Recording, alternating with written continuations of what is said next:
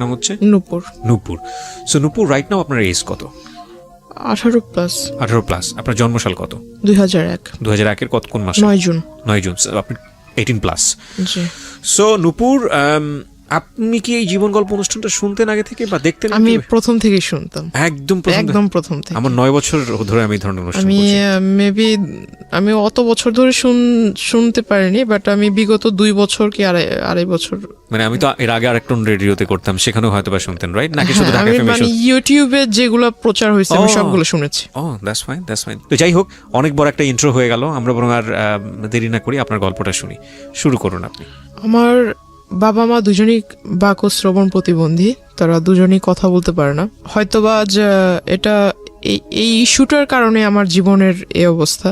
ছোটবেলা থেকে আমি ভালোবাসা কি সেটা পাইনি, বাবা মার ভালোবাসা কি, বড় ভাই বোনের ভালোবাসা কি, আমি আসলে। বাক এবং শ্রবণ প্রতিবন্ধী কি তারা জন্ম থেকে ছিলেন নাকি? আমার বাবা জন্মগত ভাবে, কিন্তু আমার মা এসএসসি কমপ্লিট করেছে, তারপর একটা পারিবারিক অনুষ্ঠানে তার টাইফয়েড জ্বর হয়। পারিবারিক অনুষ্ঠানে আপনার রং খেলা হচ্ছিল, গ্রামের বিয়ের ভিতরে যেমনটা হয়।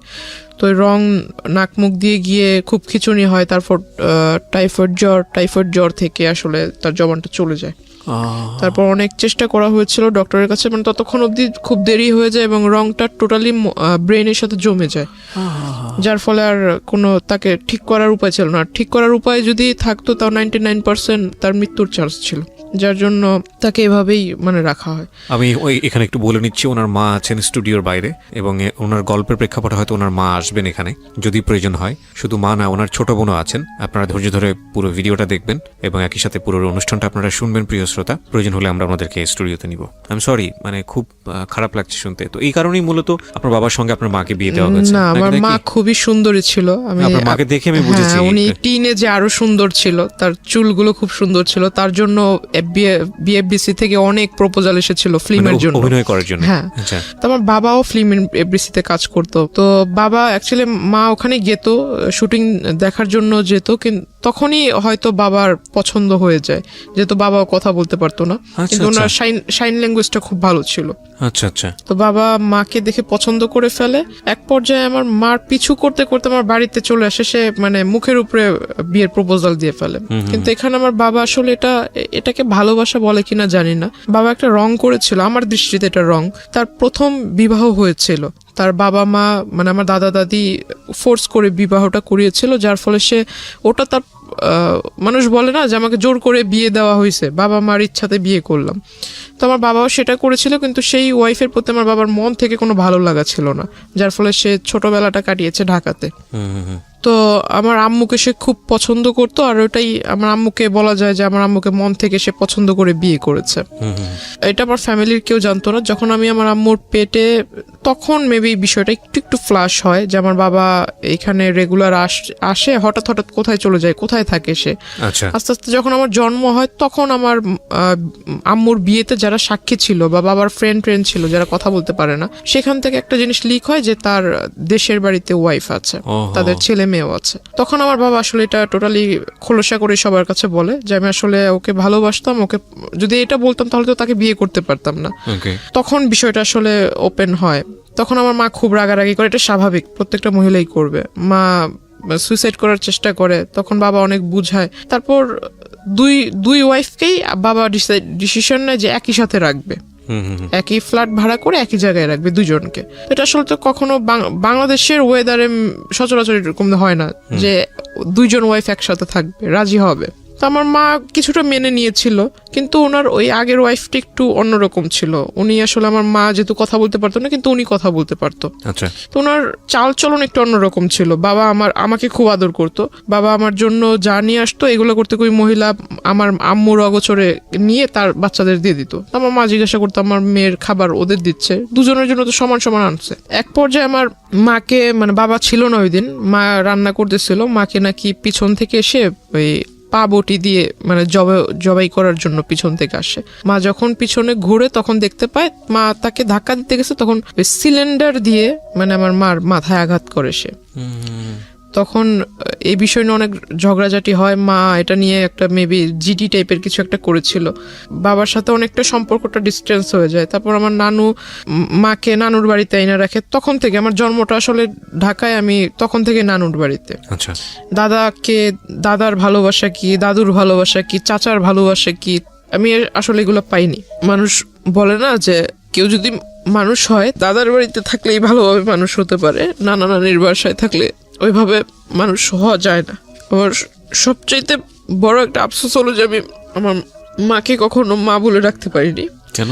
কারণ শুনবে কিভাবে সে? যতটুকু শুনে ততটুকু হলো যে মা অন্য সবার সাথে সাইন ল্যাঙ্গুয়েজে কথা বলে। আমার যখন খাবারের সময় হয় তখন আমাকে মানে জান্নাত তো বলতে পারে না, তবে নূপুর শব্দটা একটু বোঝা যায় সে যখন বলে। তো নূপুর বলে ডাকে, ওটা আমি বুঝি। আর আমি যদি তাকে যাই বলবো না কেন সে সবই বোঝে। আমি আমার মার বাবার সবার কথা মানে একদম ভালোভাবে বুঝি। আমি যখন অন্যদের দিকে দেখি যে তারা বাবা মাকে কোনো কিছু চাওয়ার হলে, বাবা আমার এটা লাগবে, বাবা ওটা লাগবে, মাকে বলবে কোনো প্রবলেম হলে বাবা মার সাথে শেয়ার করবে, আসলে আমার লাইফে আমি ওগুলার কখনো সুযোগ হয়নি। Just because of language barrier. তাছাড়া আমার যেহেতু আমি বড় ছিলাম, আমার পর আমার 3টা ভাই মারা যায়। কি বলো ওটাকে, মানে ডেলিভারি টাইমটা হতো, তখনই আমার আম্মুর মানে জ্বর হয়ে যেত, প্রচুর জ্বর হয়ে যেত। জ্বরের ফলে বেবিটা ভিতরে বয়েল হয়ে যেত, মানে একদম মানে যখন ভূমিষ্ঠ হতো তখন ডক্টর আমাকে দেখিয়েছে। আমার মার হাই প্রেশার, তো আম্মুকে কখনো এটা ডক্টর দেখায়নি, 3টা বাচ্চাই দেখায়নি, আমাকে দেখিয়েছে। আমি কোলে নিয়েছি, যখন হাতে টাচ করেছি চামড়াটা উঠালে এভাবে উপরে উঠতো, ভিতরেই সিদ্ধ হয়ে গিয়েছে। তখন আমার খুব ছোটবেলা থেকে আমার বাবার খুব ছেলের প্রতি খুব আকর্ষণ ছিল যে একটা মেয়ে একটা ছেলে থাকবে। ছোটবেলাটা ওই নানা নানির বাসায় কাটানো। মার ভূমিকা, বাবার ভূমিকা নানা নানি পালন করেছে লেখাপড়া থেকে। মানে আমার এলাকার মানুষ এখনো বলে, যখন আমি খুব রাগারাগি করি বা খুব কষ্ট পাই তখন আমাকে এখনো বলে যে এই এলাকাটাতে কোনো ফ্যামিলিতে এমন কোনো বাচ্চা নেই যার কোনো মানে সম্পূর্ণ চাহিদা কোনো ফ্যামিলি সম্পূর্ণভাবে মানে পালন করেছে বা দিতে পেরেছে। কিন্তু আমার একটা ফ্যামিলি ছিল, মানে নানুর যেহেতু টাকা পয়সা যাই ছিল মোটামুটি খুব ভালোই ছিল, সম্পত্তি যা ছিল এগুলো আমাদের জন্য বিক্রি করে, তার নিজের ছেলের জন্য না করে আমাদের জন্য সে বিক্রি করে আমাদেরকে খাওয়াইছে। এখনো অবধি মানে আমাদের কোনো কাজ করতে হয় না, বসে বসে খাচ্ছি। মার বিয়ের পর আজ আমার 18+ চলতেছে, প্লাস আমার আম্মু বিয়ের সম্পূর্ণ বয়সটাই তার মার বাসায়। তো আসলে এগুলো তো আসলে খরচের বিষয় আছে, তাই না? এগুলো কয়জনে করে? এগুলো যদি আমি অ্যাভয়েড করি তাহলে এটা আমি আসলে মানুষ বলে গণ্য হব না, যদি এগুলোকে ভুলে যাই। আমার জন্মের পর যেটা বললাম যে আমার বাবার ছেলের প্রতি একটা আকর্ষণ ছিল, আমার মাকে খুব ফোর্স করলো, যেহেতু 3টা ছেলে মারা গেছে, বাবা খুব রাগান্বিত ছিল। আমার পরপর যে বাচ্চাটা মারা যায় সেটার ফলে আমার বাবার একটা সন্দেহ ছিল যে আমার নানি এটা মেরে ফেলেছে। কারণ আমার নানি ভাবতো হয়তো যে আমার মেয়ে এখানে, আবার একটা নাতনি এখানে, আবার একটা বাচ্চা হলে এটার খরচ কে বহন করবে। আমার বাবার একটা ভুল ধারণা ছিল এটা, আমার মনে হয়। বাবা এটা মানে পুলিশ কেস পর্যন্ত গড়িয়ে গিয়েছিল যে আমার শাশুড়ি বাচ্চাটাকে মেরে ফেলেছে, এরকম খুব একটা ঝামেলা হয়। তারপর আমার মা বলে যে এরকম কিছুই না, ওটা একটা দুর্ঘটনা ছিল, অ্যাক্সিডেন্ট। তারপর বাবা খুব ফোর্স করে মাকে পরবর্তী বাচ্চা নেওয়ার জন্য। দুর্ভাগ্যক্রমে মানে হয়ে যায় মেয়ে। দ্যাট মিন আমার যে বোনটা বাহিরে আছে, 3টা বাচ্চার পরে 3টা বাচ্চা মারা যাওয়ার পরে মেয়ে, 3টা বাচ্চা মারা যাওয়ার পর 16 বছর যখন আমার যখন 16 বছর চলে তখন আমার এই বোনটা। ওকে, ওর বয়স কত এখন? ওর এখন 4 চলতেছে। 4 চলছে। যখন আমরা জানতে পারি যে মেয়ে, যে হসপিটালে মেবি চেক আপ করলে বোঝা যায় যে মেয়ে হবে, তাই বিষয়টা আমার মা কেন যেন আমার বাবার কাছে বলেনি। মা হয়তো ভেবেছে এটা বলার পর আমার বাবা নারাজ হবে বা ঝগড়াঝাটি করবে। তো আমি আসলে ওই বিষয়টা বুঝিনি, তখন আমি খুব ছোট। বাচ্চা হলো, আমি খুব খুশি যে আমার 3 ভাই আমি নিজের হাতে দেখেছি তাদের লাশটা। তো আমার একটা বোন হবে, আমি খুব খুশি যে ভাই না হলো বোন তো পাবো। বোনটা যেদিন হলো সেদিন হসপিটালে আমি দেখতে গিয়েছি, বাবা বাহিরে ছিল। বাবাকে শুধু পিকচার পাঠিয়েছিলাম, বাবা বারবার জিজ্ঞাসা করেছিল ছেলে হয়েছে না মেয়ে হয়েছে, বারবার এক কথাই জিজ্ঞাসা করতেছিল। বাচ্চাটা এত সুন্দর সেটা আমাকে কিছু বলতেছে না, শুধু বলতেছে যে ছেলে না মেয়ে। তা আমি কিছু বলিনি, আমি বললাম বাবা আমি এগুলো দেখিনি, বাবু হয়েছে খুব সুন্দর, মার কাছে রেখেছে, আমি শুধু এতটুকুই দেখছি। তখন আমার মা আমাকে বুঝালো যে তোমার 3 ভাই মারা যাওয়ার পর তোমার বাবা আমার সাথে অনেক খারাপ ব্যবহার করেছে, এখন তো মেয়ে হয়েছে, দেখবা ওর কপালটা পুড়লো। ও যখন মানে যে 1 মাস 2 মাস হয়ে যায় তখন ওর চুল ফেলবে, বাচ্চাদের ফার্স্ট চুলটা ফেলবে, তখন বাচ্চাদের জন্য যে এক প্যাকেট করা থাকে না যে নানান রকম কসমেটিক্স, তো এগুলো মেবি এক্সপায়ারি ডেট মানে ওভার, তো ওই বাবাও খেয়াল করেনি হয়তো যখন কিনে আনছে। ওকে যখন গোসল করানো হয় তখন ওর মাথাটা একদম মেডিসিনের অ্যাফেকশনে ফুলে মাথাটা এত বড় হয়ে গেছিল, একদম লাল লাল হয়ে গেছে, পুরো মাথার ভিতরে কেমন যেন হয়ে গেছিল। ও একটা না 1 সপ্তাহ অসুস্থ ছিল, হসপিটালে আমরা দৌড়াদৌড়ি করছি। তো হঠাৎ করে আমার বাবা দেশে আসে, কিছুদিন পর বাবা দেশে আসে, বাবাকে বললাম যে এই ঘটনা, বাবা কোথায় বাচ্চাকে দেখবে, কোলে নিবে, মানে এগুলো না হয়ে সে ঢুকেই বলতেছে ছেলে হয়েছে না মেয়ে হয়েছে, মাকে জিজ্ঞাসা করতেছে, মা বলতেছে মাথা নিচু করে মেয়ে হয়েছে। বাবা আমার বোনটাকে কোলে নেয়নি। ওনার আগের ঘরে কি কয়জন ছেলে মেয়ে? তার মেবি 2 ছেলে 1 মেয়ে। তারপরই অবস্থা। হ্যাঁ, ওনার যদি এমন হতো যে না একটা ছেলে নাই, প্রথমত এই আচরণটা ছেলে মেয়ের ক্ষেত্রে করাই উচিত না। দ্বিতীয়ত হচ্ছে যে ওনার তো ছেলে আছে, 2টো ছেলে আছে, তারপর এটা যাই হোক আপনি মেয়ে হিসেবে বলছেন, এটা খুব দুঃখজনক, আসলে আর কিছু বলার নেই। তো আমার তারপর বোনকে তো এরকম দেখছি। বড় সমস্যা হলো যে আমি ছোট থেকে একাকিত্ব, মানে নিজেকে সবসময় একা করে রাখতাম। এটা আমার একটা, আমি মনে করি যে আমার একটা সবচেয়ে বড় ভুল। ইভেন আমি যখন স্কুলে পড়ি আমি কারোর সাথে মিশতাম না, আর আমার কাছে কেন যেন মনে হতো যে আমার আব্বু আম্মু তো এরকম, কারোর সাথে ফ্রেন্ডশিপ করলে অবশ্যই বাবা মার একটা টপিকস প্রথমেই আসবে যে বাবা কি করে, মা কি করে। এগুলো শুনলে মানুষ আসলে কোন নজরে আমাকে দেখবে যে ওর বাবা মা কথা বলতে পারে না। আমাদের বর্তমান সমাজের মানুষ যেটাকে বলে বোবা, আর এই জিনিসটা আমার শুনতে খুব খুব খারাপ লাগে, যার জন্য আমি কখনো কারোর সাথে মানে ওইভাবে যদি পরিচয় হয়েও যায়, বাবা মার টপিকস আসলে আমি তার সাথে কথা বলা ক্লোজ করে দিই। তারপর মানে সবার সাথে কথা বলতাম না, একা একা থাকতাম। তো সবাই মনে করতো আমি অনেকটা হিংসুটে বা আমি একটু অন্যরকম, সবার সাথে মিশতে পারি না, আমার ভিতরে জেলাসি কাজ করে। তো আমি আসলে কারো কে আমাকে নিয়ে কি ভাবলো এগুলো আমি কানে দিতাম না। আমার ছোটবেলা থেকেই নামাজের প্রতি একটা আকর্ষণ ছিল, আল্লাহ তাআলার সমস্ত আদেশ নিষেধ এগুলা মেনে চলি ছোট থেকেই। আর আমার ছোটবেলা থেকে কেন জানি যে অ্যারাবিক কালচার যেটা আমার কাছে খুব ভালো লাগে। তো কলেজে উঠলাম, এসএসসির পর যে 3 মাস বন্ধ থাকে, 3 মাসের ভিতরে অনেক ঘোরাঘুরি হয়েছিল, অনেক জায়গায় মানে ঘুরছি। তো হঠাৎ করে একটা বিয়ের প্রপোজাল আসে আমার জন্য। তো ছেলেটা মেবি রাজনীতিতে জড়িত ছিল। তো যখন শুনলাম যে রাজনীতি করে, ঠিক আছে রাজনীতি করে ভালো, বিয়ের পর হয়তো বউকে ভালোভাবে রাখবে, প্রত্যেকটা ফ্যামিলি চায় তার মেয়ে একটা ভালো ভালো ছেলের কাছে বিয়ে হোক। কি করে যেন বাবা খোঁজ নিয়ে দেখে যে ছেলের আসলে মানে ব্যাকগ্রাউন্ড ভালো না, নেশা টেশা করে, তো এজন্য ওটা রিজেক্ট হয়ে যায়। তারপর ওই ছেলেটা করে কি, মানে রিজেক্ট তো আমার বাবা মানে বললো, বাবার দ্বিমত ছিল। তো ওই ছেলেটা আসলে মানে পরে একটা আমার এলাকাতে ওর পরিচিত কোনো লোক টোক দিয়ে পরে বলে যে আমার নাকি মানে বিয়ের মানে সাংসারিক জীবনে যাওয়ার মতো আমার ভিতরে মানে কি বলে এটাকে সক্ষমতা বা এরকম কিছু নাই। কে বলে এটা? মানে ওই লোকটা বলে। আচ্ছা, যার সঙ্গে বিয়ে হওয়ার কথা। হ্যাঁ হ্যাঁ। তারপর আমার শুনতে মানে যখন শোনার পর আমি আর বাড়িতে কিছু বলিনি, বললাম যে এই লোকের সাথে তো আর আমার বিয়ের সম্বন্ধটা আগায় নেই বা ওইরকম কোনো কথা হয়নি, জাস্ট দেখা সাক্ষাৎ হয়েছে, বাসায় আসছে দেখার জন্য, ওই পর্যন্তই, তাহলে এই বিষয় নিয়ে আর আগায় দরকার কি। ওই বিয়ের প্রস্তাবটা ওটা সবকিছু আমরা ভুলে গেলাম। তারপর আমি ভাবলাম যে সামনে কলেজে ভর্তি হতে হবে, কলেজে যাব, আর নতুন কলেজ, নতুন এরিয়া। যেদিন ফার্স্ট ডে কলেজে গেলাম, খুব মানে প্রথম দিনই খুব মানে ক্লাসের মানে 42 জন স্টুডেন্টের মধ্যে যেন টিচারদের চোখের মনি হয়ে গেলাম। কলেজ স্টার্ট হওয়ার 2.5 থেকে 3 মাসের ভিতরে আমার ফোনের ভিতরে একটা ফোনের মেসেঞ্জারের ভিতরে একটা নক আসে, রিকোয়েস্ট আসে যে ওই কাউকে মানে অ্যাট ফার্স্ট আপনার ফ্রেন্ড রিকোয়েস্ট পাঠায় নেই, কিন্তু মেসেঞ্জারে যে রিকোয়েস্টটা করে, মেসেজের রিকোয়েস্ট সেটা করে। তো আমি আসলে দেখতে পাই মানে আমার একটা রাজনৈতিক যে প্রেক্ষাপটটা, আমার ছোটবেলা থেকে কেন যেন মনে হতো যে আমি বড় হয়ে লেখাপড়া করে ইচ্ছা ছিল যে আমি এগুলো করব। তখন ওই টাইমটাতেই ওই লোকটা আমার প্রোফাইল পিকচারে ছিল, ওই যে পিকচারটা ছিল, সেই পিকচারটা দেখে উনি আমাকে নক দেওয়ার পর সে আমাকে ডিরেক্টলি অ্যাট ফার্স্ট নক দিয়ে আমার নাম্বার চায়। ইভেন সে লিখে যে আপনি যদি আমার দলের ভিতরে আসেন তাহলে আপনাকে দেখে অনেক লোক উপলব্ধ হয়ে, আপনাকে দেখে অনেক লোক, আপনার আশেপাশের অনেক লোক আমার এখানে আসবে। আপনার প্রোফাইল পিকচারের মধ্যে দলীয় কোনো ব্যাপার স্যাপার ছিল? হ্যাঁ হ্যাঁ। ওকে। আর আমি জানতাম না যে প্রোফাইল পিকচার আমার সাথে যিনি ছিল ওনার সাথে আবার ওনার আগে থেকেই পরিচয় আছে। ওটা উনি দেওয়ার পর আপনার প্রোফাইল পিকচারের মধ্যে এমন একজন ব্যক্তি ছিল যার সঙ্গে যিনি আপনাকে নক দিয়েছেন তার পরিচয় ছিল? হ্যাঁ। ওকে। মানে ওনার ওখানে উনি কাজ করতো, যিনি আমাকে নক দিয়েছে।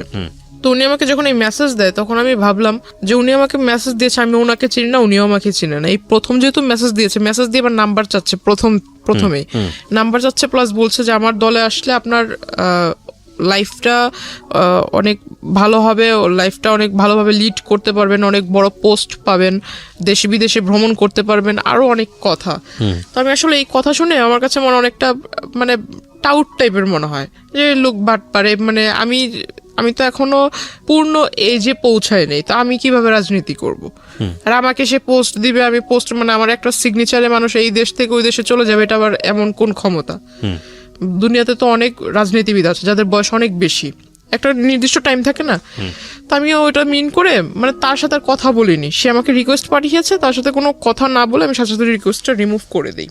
অনেক দিন যায়, সে আবার অন্য একটা আইডি থেকে রিকোয়েস্ট মানে ওইভাবে রিকোয়েস্ট করে সেম কথা বলে, তখন আমি বুঝতে পারি যে অন্য আইডি হলে কি হবে, লেখা তো সেম, নাম্বারটাও সেম, আমি ওটা রিমুভ করে দিই। তারপর সে আমাকে সে একটা কাজ করেছিল যে আমার ফেসবুকের ভিতরে যে পিকচারগুলো আমি আপলোড দিতাম সেগুলো সবকিছু পাবলিক ছিল, পাবলিক থাকলে মেবি লাইক টেক বেশি আসে এরকম কিছু। আমি আসলে বুঝতাম না যে পাবলিক থাকলে পাবলিক অনলি মি থাকলে পিকচার মেবি দেখতে পারবে না, অনলি মি থাকলে শুধু আপনি দেখতে পারবেন, ফ্রেন্ডস থাকলে আপনার লিস্টে যারা আছে তারা দেখতে পারবে, ফ্রেন্ডস অফ ফ্রেন্ড থাকলে তাদের ফ্রেন্ডরা দেখতে পারবে। প্রোফাইল গার্ডের যে সিস্টেমটা এটা তো মেবি ইনস্ট্যান্ট হয়েছে।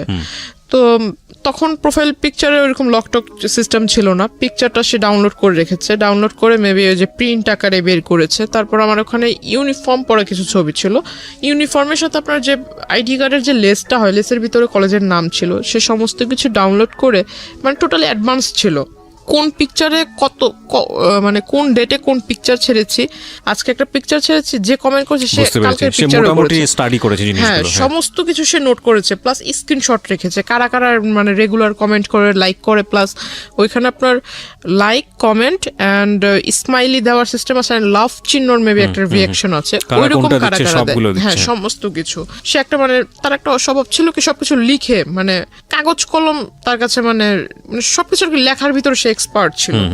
তো এরকম নোট করে রাখে, ছবি টবি প্রিন্ট করে রাখে, যা যা ছবি ছিল সমস্ত ছবি সে ডাউনলোড করে।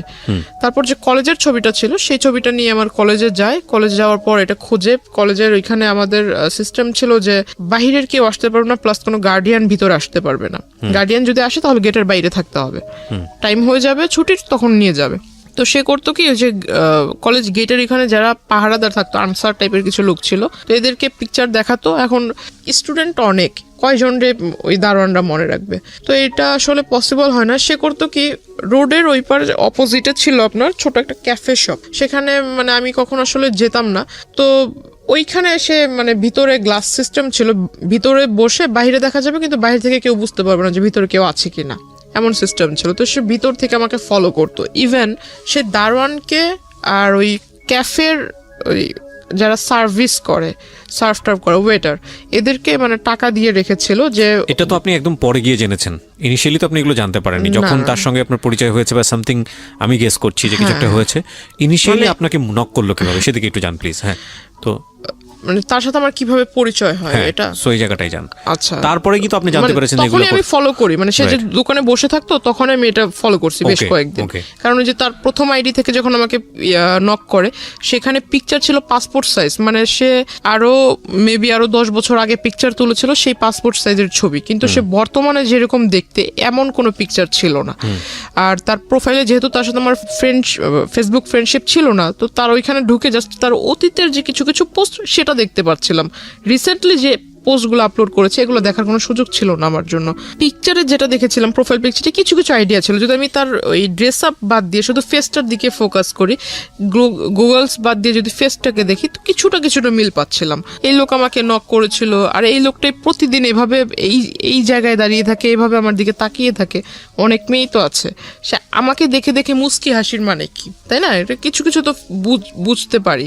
তাকে ওটা দেখলাম, অনেকদিন লক্ষ্য করলাম, হঠাৎ একদিন সে আমাকে ডাকে, আমাকে আমার নাম ধরেই ডাকে, প্রোফাইলে যে নাম ছিল সে নাম ধরে ডাকে, তখন আমি মানে একদম শিওর যে এই লোককে তো এতদিন আমি সন্দেহ করছিলাম, আসলে সে আমার জন্য এখানে আসছে, এটা তখন বুঝতে পারলাম। তারপর ওই দিন আর তাকে রেসপন্স দেইনি। কিন্তু ইন দ্য মিন টাইম নিশ্চয়ই আপনার ওই লোকটার সঙ্গে কোনো কথোপকথন হয়েছে না, যে কারণে সেখানে আসছে, নাকি শুধুমাত্র হাই হ্যালো? সে ওই ছবি দেখে হাই হ্যালো ছবি দেখি সে আপনাকে ফলো করছে? মানে সে তো আমাকে নক করেছে ফেসবুকে অনেকবার, কিন্তু আমি তাকে রেসপন্স দেইনি। আচ্ছা, সে ওই পিকচার দেখেই মানে কনফার্ম হওয়ার জন্য এখানে আসছে। ওকে। প্লাস সে করেছে কি, যে কয়দিন আমার সাথে মানে প্রথম দিকে আমার সাথে যখন কথা বলার চান্সটা হয়নি, সে করেছে কি আমার সাথে যাদের পিকচার ছিল আপলোড করেছিলাম, যারা সেকেন্ড ইয়ারের স্টুডেন্ট ছিল, এদের সাথে একটা ভালো কম্বিনেশন করে ফেলেছে। কিভাবে কম্বিনেশন করেছে, সে পরিচয় দিয়েছে সে আমার দাদু, আপন দাদু। আমার বাবা মা দেশের বাহিরে থাকে। আর আমি যেটা করেছিলাম, আপনাকে প্রথমে বলেছিলাম যে আমার অ্যারাবিক কালচারের প্রতি একটা মানে কি বলে এটা, ঝোঁক ছিল, ভালোবাসা ছিল, মানে ওটা আমি মেনটেন করতাম আর কি।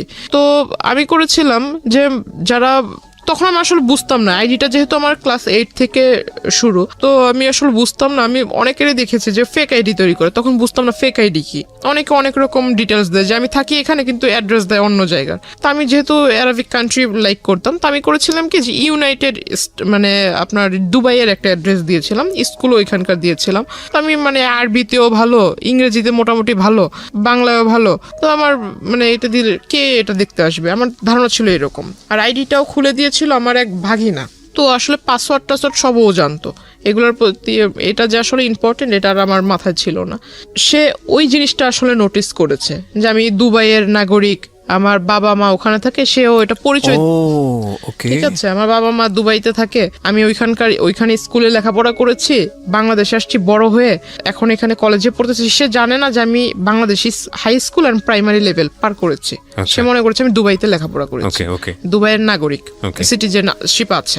তার ফিলিংস ছিল এরকমটা। তো সে করে কি, সেকেন্ড ইয়ারের যে মেয়েরা ছিল তাদের সবার কাছ থেকেই মানে সে ডিটেলস নেয় যে আমি আসলে কোন টাইমে কলেজে আসি, আমার সাথে আসলে কারো অ্যাফেয়ার আছে কিনা, আমি যখন কলেজে আসি কোনো ছেলে টেলে আমাকে আগায় দিতে আসে কিনা, এভরিথিং ডিটেলস সে নেয়। প্লাস আমার কোনো গার্ডিয়ান কোনোদিন কলেজে এসেছে কিনা। তখন 2-1 মেয়ে বলে যে হ্যাঁ ওর সাথে তো একজন মহিলা এসেছিল, দ্যাট মিন আমার মার কথা, একজন মহিলা এসেছিল, সাথে বেবি ছিল। তো ওই লোক বলছে যে ওর মানে কোন মহিলা এসেছিল আইডিয়া আছে কিনা। তো আপনার সঙ্গে এগুলো আপনি জেনেছেন কিভাবে? মানে ওই মেয়েদের কাছ থেকে। আচ্ছা, ওই মেয়েরা এসে আপনাকে নক করেছে? মানে ওরা মেয়েদের সাথে, আমার সাথে তো তার কথা হচ্ছে না, কিন্তু ওই মেয়েদের সাথে সে ভালো একটা কন্ট্রিবিউশন করে ফেলছে। সো পরবর্তীতে মেয়েরা এসে আপনাকে এটা বলেছে? আমাকে বলেছে, মানে যেমন গতকালকে ঘটনা ঘটেছে, আজকে এসে বলছে যেরকম একজন তোমাকে খোঁজ করছিল।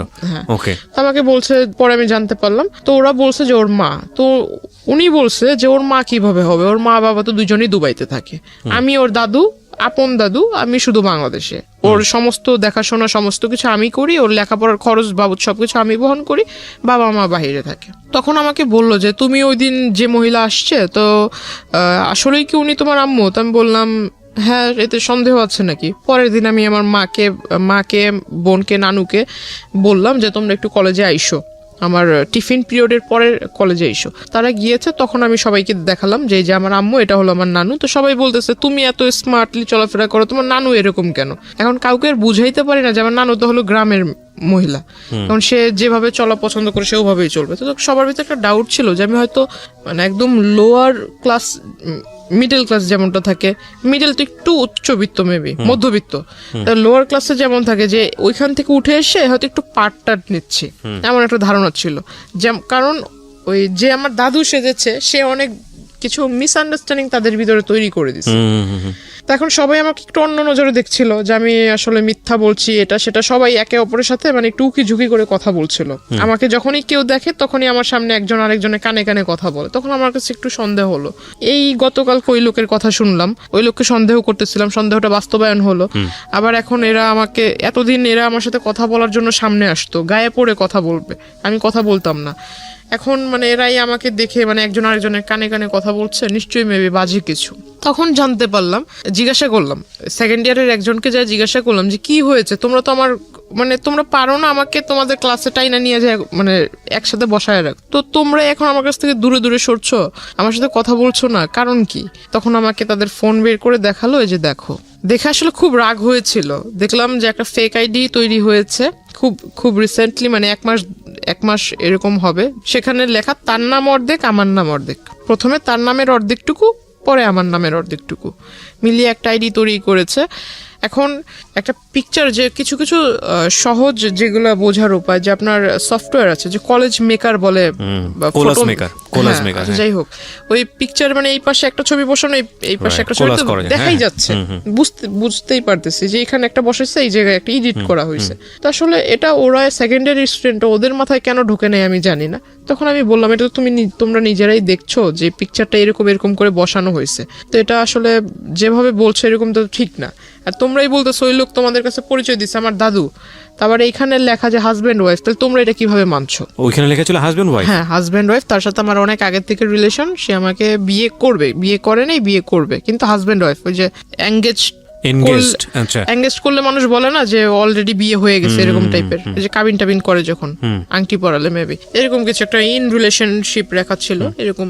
তো আইডিটার ভিতর বেশি কয়েকটা ছবি ছিল না, তবে আমার প্রোফাইলে যে কিছু ছবি ছেড়েছিলাম এখান থেকে কিছুটা ওইখানে দেখেছি। তখন পর্যন্ত ওই লোকটার সঙ্গে আপনার কোনো না, কথোপকথন কথা হয়নি? হয়নি। তারপরে যে আমি তার সাথে মানে একটা আগ্রহ জাগলো, তার সাথে এবার কথা বলবো আমি, এতদিন সে আমাকে ফলো করছিল, এবার আমি তার সাথে মানে সামনাসামনি কথা বলবো। তখন আমি তার আইডিতে নক দেই। আইডিতে নক দেওয়ার ফলে সে আমাকে ডিরেক্টলি বলে যে আমি আইডিতে কথা মেসেঞ্জারে কথা বলবো না, নাম্বার দেন, নাম্বারে ফোনে কথা বলবো।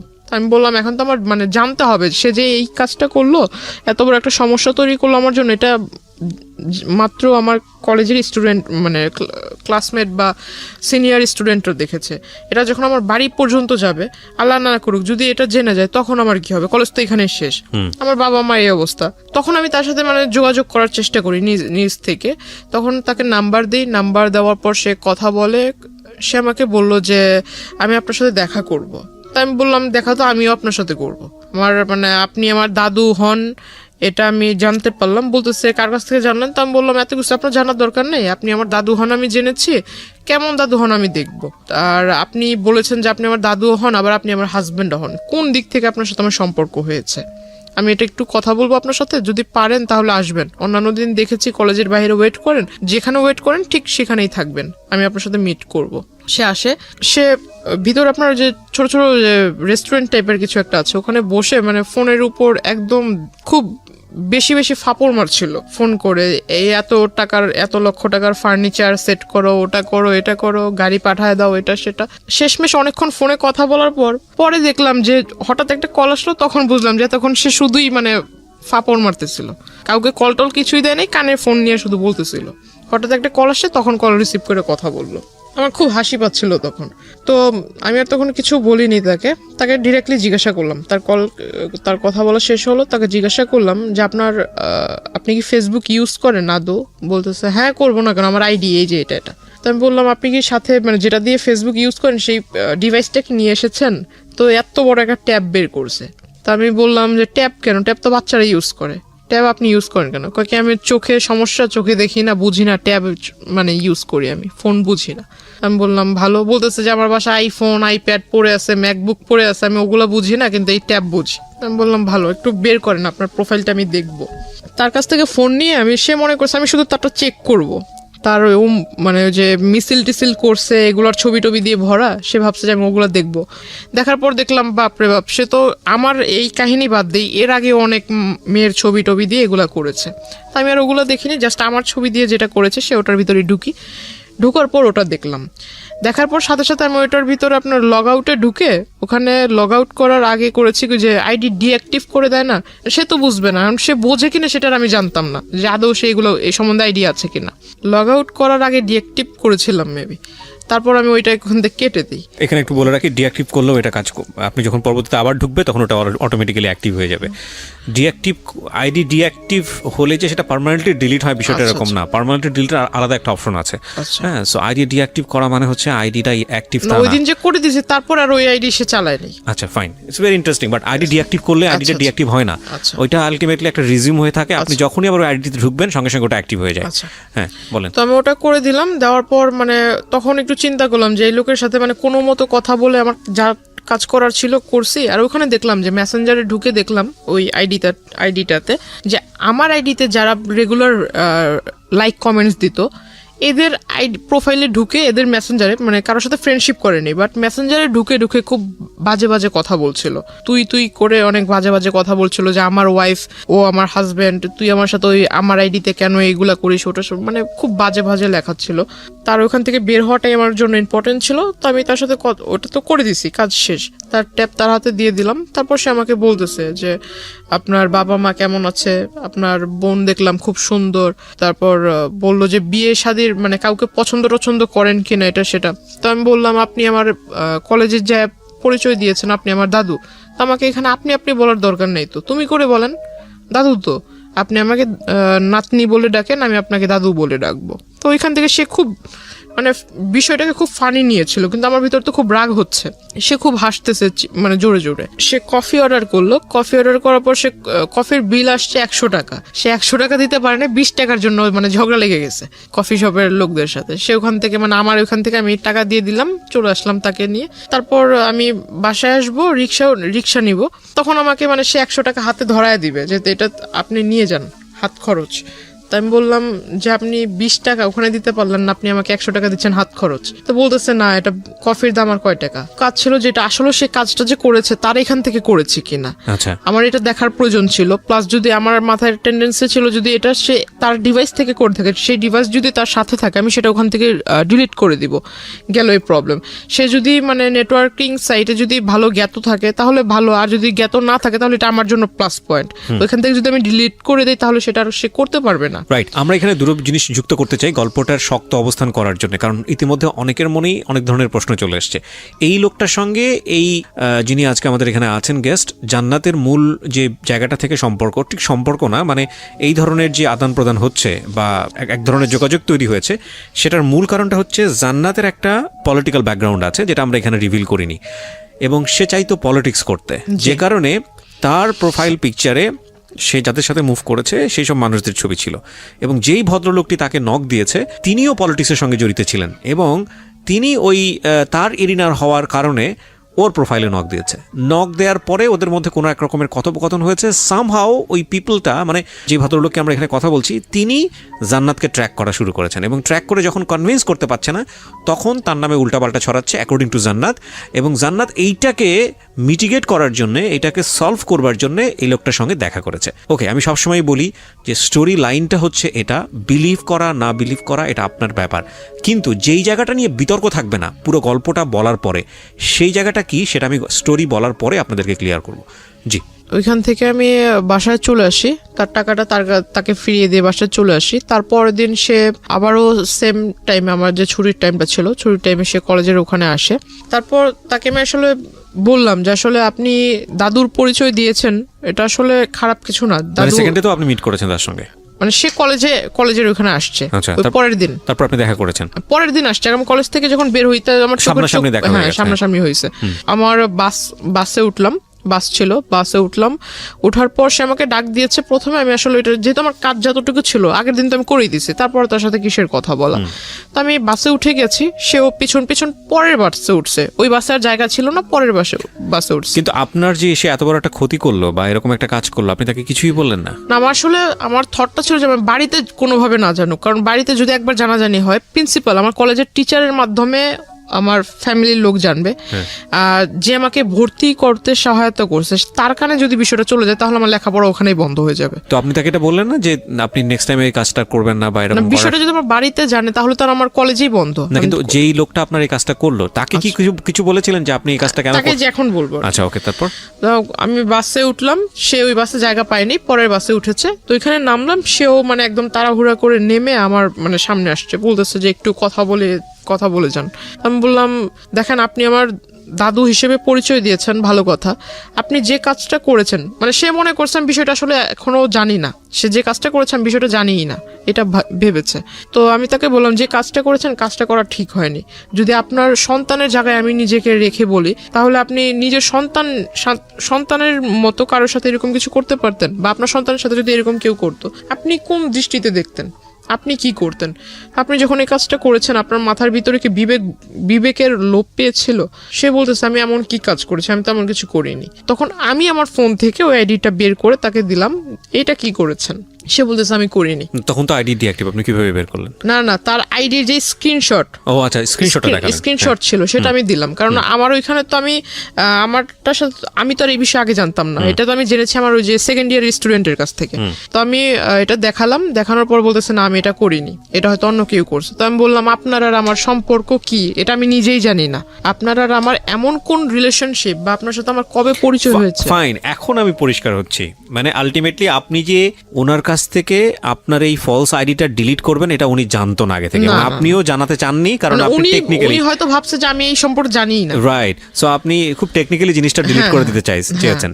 ওকে ফাইন, আমি তাকে এটা তাকে যখন দেখাই স্ক্রিনশটটা, সে বলতেছে যে না আমি এটা করিনি। তো আমি বললাম যে দেখেন, মানুষ মানেই মরণশীল, মরতে হবে। আর আপনি যেভাবে মানে ডায়লগ মারেন এগুলো আসলে আমার সামনে, আমি আসলে যেটা বললাম যে আমি স্ট্রেট ফরওয়ার্ড কথা বলি, এতে যদি কারো খারাপ লাগে আমার কিচ্ছু যায় আসে না, খারাপকে আমি খারাপ বলবো। আমি তাকে মুখের উপরে বলছি যে এইসব ভণ্ডামি ছেড়ে ভালো হন, রাজনীতি করেন বলে যে আপনার প্রভাব আমাকে খাটাবেন বা আপনি আমাকে উমুকের ভয় দেখাবেন, আমি কিন্তু এতে ভয় পাবো না, আর এইসব কথা আমাকে বললেন না।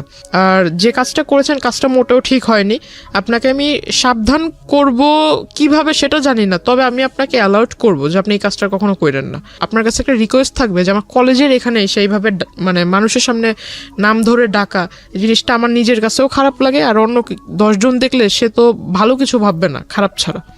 যেহেতু আমি মেয়ে, ছেলে হলে এক কথা। বয়সে উনি কি দাদুর মতোই ছিল? 65। ও ওকে, উনি 65, আপনি 16 তখন, রাইট। কিন্তু সে নিজেকে মানে সে আমার সাথে যখন মিট হয় তখন নিজেকে মানে একদম ওই যে টিনেজারদের মতো, মানে কেউ ড্রেস আপ চেঞ্জ করলে তো আর সে টিনেজার হবে না। ওকে, বোঝা যায় আর কি জিনিসটা। হ্যাঁ, ওই ড্রেস চুলে করপ্ট হলো, হ্যাঁ ওইরকম ড্রেস আপ করে আসতো। এগুলো তাকে বললাম, বলার পর সে আসলে হেসে উড়াইয়া দিল। মানে সে বলতেছে যে ঠিক আছে, তাহলে যেহেতু তুমি সবকিছু জানতে পেরেছো আর আমি একটা ভুল করেছি, তাহলে এটা কিভাবে মাফ চাইবো সবার সামনে? এই মানে এই মুহূর্তে রাস্তায় সবার সামনে কি পা ধরে মাফ চাবো? আমি বললাম যে এটা আপনি মূর্খর মতো কথা বলেন কেন? এমন একটা কাজ করেছেন, আপনার তো মানে লজ্জিত হওয়া উচিত, লজ্জা পাওয়া উচিত। আপনি আমাকে ভালোভাবে বলতে পারেন যে আমার ভুল হয়েছে, আমি জিনিসটা ভুল করে ফেলছি। আর আপনি যেভাবে বলছেন এটা তো আসলে মানে ভালো মানুষের মতো কথা হচ্ছে না। তাকে বলার পর তারপরও তার কোনো মানে ফিলিংস ছিল না যে আমি একটা অন্যায় করেছি এটা। তাকে আমি ওইখান থেকে আমি চলে আসি, তার সাথে আর কথা বলিনি। পিছন থেকে অনেক ডাক ছিল, আমি আর তার কথা সাড়া দিইনি, রিক্সায় করে চলে আসি। তার পরের দিন সে আসেনি। ওই দিন আমার কিছু মানে ক্লাসমেট ওরা আবার ওই যে আসার সময় আপনার ওইখানে স্ট্রিট হকাররা বসতো, আবার স্ট্রিট ফুড টুটও ভালো ছিল। তো ওরা করতো কি ওইখানে একটা ঢালে এসে খাবার খেত, আইসক্রিম টাইসক্রিম এগুলো সবাই আড্ডা দিত। তো আমাকে বলতেছে যে ঠিক আছে চলো, আজকে তোমার সাথে তো আমাদের ওইভাবে পরিচয় হয়নি বা ওইভাবে কথা টথা হয়নি কখনো, আমাদের সাথে চলো একটু, আধা ঘন্টা লেট হলে কিছু হবে না। তা আমার বাড়ি থেকে একটা ছিল, যখন কলেজ ছুটি হয়ে যাবে তার আধা ঘন্টার ভিতরে বাড়িতে থাকতে হবে। এখন সব সময় তার এটা পসিবল হয় না, কারণ রাস্তায় যদি জ্যাম থাকে আধা ঘন্টা একটু ওভারও হইতে পারে। একটু ওভার হইলে আমার বাসা থেকে আবার একটু রাগারাগি করতো, অন্য কিছু ভাবতো। তো আসলে পরে আমি ওই দিন একটু দেরি হয়ে গেছিল, ওই দিন 2টার মতো বেজে যায়। তারপর আমি বাসা থেকে ওইখান থেকে রিক্সা নিয়ে চলে আসি, বাসায় চলে আসি। বাসা থেকে জিজ্ঞাসা করলো, পরে বললাম এই কাহিনী। তখন অবধি শুধু যেহেতু আমি ছোটবেলা থেকে সবকিছু আম্মুর সাথে মানে যে সাইন ল্যাঙ্গুয়েজে আমার কোনো কিছু যেটা করতে যাব বা কোনো কিছু করার একটা স্টেপ নিয়েছি আম্মুর সাথে শেয়ার করতাম, কারণ আমি জানি যে আমার আম্মু আমি যা বলবো সেটা শুধু ভালো হলে আমাকে একটা ভালো সাজেশন দিবে, খারাপ হলেও বুঝাবে, কিন্তু কারোর সাথে এটা লিক করবে না। ওকে। তো বাবার সাথে আমার সম্পর্ক ভালো, কিন্তু বাবার সাথে শেয়ার করার সাহস ছিল না, মার সাথেই করতাম। তো মাকে আমি অলরেডি বলে দিছি বিষয়টা, ছবি টবিও দেখালাম যে মা এই লোকে এই ঘটনাগুলো করছে। তো মা আমাকে বললো যে তুমি কলেজে যাবা, ড্রেস আপ, যেহেতু ওইখানে আবার বোরকার এলাও ছিল না, কলেজ ড্রেসের কালারের বোরকা এলাও না, ড্রেস আপ পরে যেতে হবে, কলেজ ড্রেস পরে যেতে হবে। তো বাসায় আম্মু আমাকে বললো কি যে তুমি ওই ব্যাগে করে যে নেকআপ বলে, নেকআপ ব্যাগে করে নিয়ে যাবা, রাস্তা পর্যন্ত যাবা, কলেজের গেটে ঢুকে নেকআপ খুলে ফেলবা, আবার কলেজ থেকে বের হয়ে নেকআপ পরে চলে আসবা।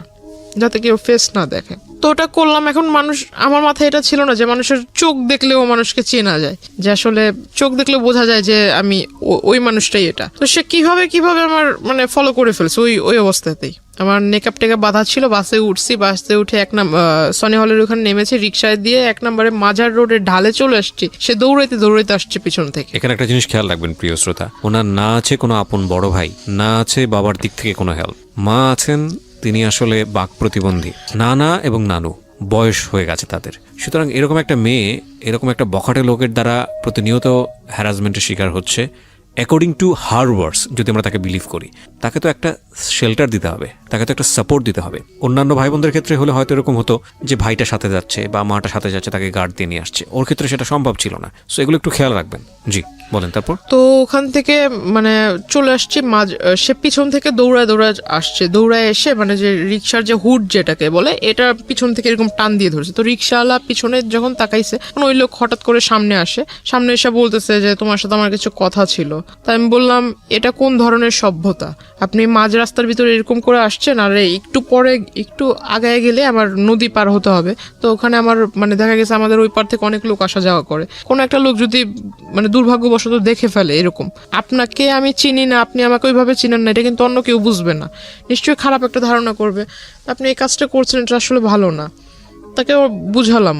তো বলতেছে যে তুমি যদি এখন এখানে কথা না বলো তাহলে আমি কোনো কিছু একটা করে ফেলবো। তো আমি বললাম, আপনি কি করবেন না করবেন এটা আপনার বিষয়, এটা আমার কাছে তো বলে লাভ নেই। তো বলতেছে না, আমি কোনো কিছু একটা করে ফেলবো।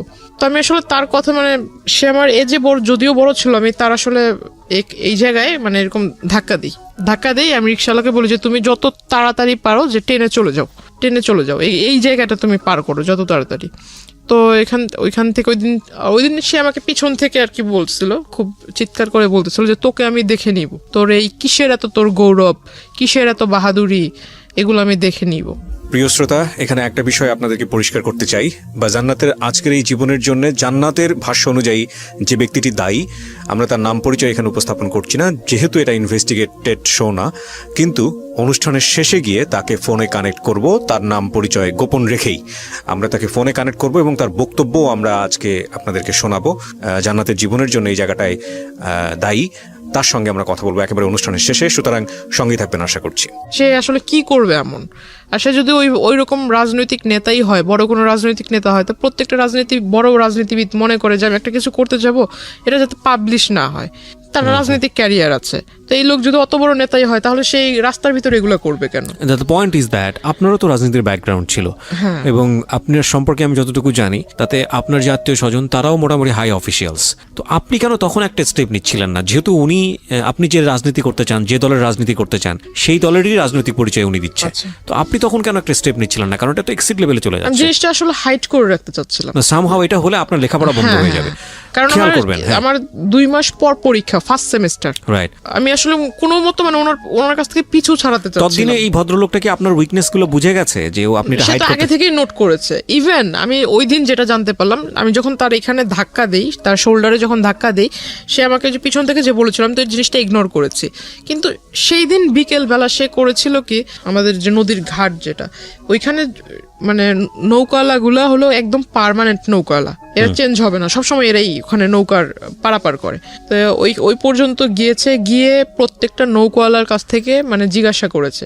তো ওদের কাছ থেকে আমার ইনফরমেশন নেয়, আমার বাড়ি কোথায়, আমার বাড়িতে কে কে আছে, আমার বাবার বাড়ি কোথায়, মার বাড়ি কোথায়, হাবিজাবি সমস্ত কথা সে কালেক্ট করে। প্লাস আমার ছোটবেলা থেকে মানে আমি ছোটবেলায় কি করতাম না করতাম সমস্ত কথা সে এগুলা কালেক্ট করে। অনেক দিন মানে প্রায় 1 মাসের মতো আর তার মানে ওইখানে আমি কি বলো এটাকে, মানে সে আর ওইখানে আসেনি। তার মানে আমার কাছে খুব ভালোই মনে হচ্ছিল যে মানে এতদিন পর আমি একটা খুব মানে এখন ভালোভাবে যাতায়াত করতে পারবো, কোনো প্রবলেম নেই। তখন আমি মেকআপটা ইউজ করা বাদ দিয়ে দিলাম, যেহেতু আসছে না, হয়তো সে আসবেই না, ওইরকম একটা ধারণা ছিল। তো আমি খুব তখন থেকে আসলে যে 2-1টা মেয়ের সাথে আর কি মিশতে শুরু করলাম, ক্লাসমেট। আমি মানে তাদের সাথেই মিশতাম যারা দেখতাম যে একটু মানে ফ্যামিলি দিক থেকে একটু মানে একটু লো টাইপের, বা যাতে করে আমাকে নিয়ে কেউ তুচ্ছতাচ্ছিল্য না করে। হ্যাঁ, মানে আমাকে যে বুঝবে আর কি। আমি তার সাথে 2টা কথা বললে সে ওটা লিক করবে না, সে মানে আমাকে 2টা সাজেশন দিবে বা আমার সাথে একটু ভালোভাবে ব্যবহার করবে। হঠাৎ করে জানতে পারি যে আমার সাথে যারা কথা বলে এই তাদের সাথে মানে মানে কি বলো ওটাকে, মানে ওদেরকে ওই লোক শিখায় দেয় যে এই প্রশ্ন করবা ওকে, আর ওরা এসে আমাকে সেই প্রশ্নগুলো করে, আমার কাছ থেকে যে উত্তরগুলা ওরা জানতে পারে সেই উত্তরটা আবার ওই লোকের কাছে লিক করে দেয়। আসলে এটা আমার জন্য ব্যাড লাগছিল কিনা জানি না, ভালোভাবে পরীক্ষা কেটে গেল। তো আমার মানে সবচেয়ে খারাপ লেগেছিল যে পরীক্ষার রেজাল্ট গুলো খুব খারাপ হয়েছিল, মানে পাস মার্ক যতটা ছিল পাস মার্ক উঠেছে, বাট নাম্বারটা ওইরকম মানে মন মতো হয়নি। তো তখন আসলে বাড়ির মা খুব বলল যে কেন এরকম হয়েছে। আমার নানা নানু তো এরকম শিক্ষিত না, তবে মানে তারা ওই মানে পাশ করেছে, ভালো নাম্বারে পাশ করেছে এটা শুনলেই মানে এনাফ। কত নাম্বারে পাশ করেছে এটা তাদের দেখার বিষয় না। তো জিজ্ঞাসা করলো যে রেজাল্ট কি, তাই আমি বললাম যে পাশ তো করেছি। তারপর আর কিছু জিজ্ঞেস করে না। তো মা আমাকে বললো, বাবা বললো যে নাম্বার এত কম কেন। এখন পুরোপুরি বলতে পারছি না যে এই ঘটনার ভিতরে আসলে লেখাপড়ার ভিতরে মনটা ওইভাবে যায়নি। তখন করতাম কি, আমি প্রতিনিয়ত নেটওয়ার্কিং সাইটটাতে আমার সাথে যারা অ্যাড ছিল কলেজে যেসব মেয়েরা অ্যাড ছিল তাদের ওইখানে মানে রেগুলার চেক করতাম যে আদৌ আবার নতুন করে কোনো আইডি তৈরি হয়েছে কিনা, আবার এরকম কোনো অপপ্রচার হচ্ছে কিনা, এই বিষয়টাতে খেয়াল করতাম। তখন দেখলাম যে না, এরকম হচ্ছে না। তখন আস্তে আস্তে পড়ালেখার ভিতরে একটু মন দিচ্ছি। পরীক্ষার রেজাল্ট হলো তার 2 মাস পর হঠাৎ আমার বাস স্টপে ওই কলেজ টাইমে যে টাইমটাতে আমি সেই টাইমটাতে সে ওখানে আসে। আসার পর আমাকে মানে ডিরেক্টলি অফার করে যে আমি আসলে তোমাকে বলতে পারিনি, এতদিন তোমার সামনে আসেনি ঠিক, কিন্তু দূর থেকে তোমাকে দেখেছি। হঠাৎ আমাকে বলে ফেললো তোমার বাড়ি অমুক জায়গায়, তুমি এভাবে এভাবে বাড়িতে যাও, ওই নদী ক্রস করতে হয়, নৌকা পারাপার করতে হয়, অমুক বাড়ির পরে তোমার বাড়ি। টোটাল একটা কাগজের ভিতরে মানে যে জায়গা জমি নিয়ে যারা করে তারা যে ম্যাপ আঁকায় না, রাস্তার ম্যাপ তৈরি করে, এরকম সে আমাকে একদম কলম দিয়ে রাস্তা আঁকায় এটাকে একদম দেখায় দিচ্ছে যে এই নদী পার হওয়ার পর অমুক রাস্তা থেকে এই রাস্তা থেকে সেই রাস্তা, মানে দুনিয়ার যত খোঁজ নেওয়া দরকার ছিল সব নিয়ে সমস্ত একটা পেজের ভিতরে সে আমাকে লিখে দিল। আমি দেখে আসলে অবাক হয়ে গেলাম। বলতেছে যে এনি টাইম আমি তোমার বাসায় যেয়ে মানে প্রপোজাল দিব। আমাকে এইভাবে বলতেছে 400-500 লোক নিয়ে যাব, এখন এদেরকে বসার মতো জায়গা তো দেওয়ার মতো আছে কিনা, বা এদের খাবার টাবার মানে দেওয়ার মতো অ্যাবিলিটি আছে কিনা, নাকি আমি নিয়ে যাব খাবার, এভাবে বলছে। আমি বললাম যে আপনি আসলে মানে যে আমাদের ওখানে বলে যে যার বিয়ে তার খবর নাই পাড়াপড়শি ঘুম নাই, এই কথাটা তাকে আমি বললাম। তো আমি বললাম যে আপনার কাছে সবকিছু কি মজা মনে হয় নাকি, বাস্তবতা বলতে কি কিছুই নেই। তো এই কথাগুলো বলার প্রেক্ষিতে সে আসলে আমাকে জাস্ট বললো যে তোমাকে বলেছিলাম না যে তোমার এত কিসের গৌরব বা তুমি এত কিসের অহংকার করো, কিসের পাওয়ারে আমার সাথে আমাকে অ্যাভয়েড করতেছো, এটা আমি দেখায় দিব। আর আমি কি, তুমি যে আমাকে বললা যে আমি ভণ্ডামি করছি, এটাও আমি দেখায় দিব। তো সে আসলে ওইখানে হঠাৎ একদিন মানে পাঞ্জাবি টাঞ্জাবি পরে কোটি টুটি পরে আমার বাড়িতে হাজির, দুপুর আনুমানিক 3টা বিকেলই বলা চলে, আপনার বাসাতে, হ্যাঁ 3টার দিকে। শুধু বাড়িতে যখন ঢুকবে, আমার যেহেতু রাস্তার পাশে ঘর, চিকন রাস্তা ছিল, রাস্তার পাশে ঘর, বাহির থেকে বলছে যে আমি আসছি, এভাবে বলতেছে যে আমি আসছি। এখন আমার নানা তাকে জিজ্ঞাসা করতেছে ভাই আপনি কে, আপনি মানে কোথা থেকে আসলেন, আপনি কার ঘরে ঢুকবেন বা কাকে চাচ্ছেন, এরকম কিছু একটা। যেমন নানা একটু সোজা টাইপের মানুষ, সে জিজ্ঞাসা করতেছে কার ঘরে যাবেন, কাকে চাচ্ছেন, খুঁজতেছেন কাকে। সে আমার ছবি আমার নানাকে দেখাইছে।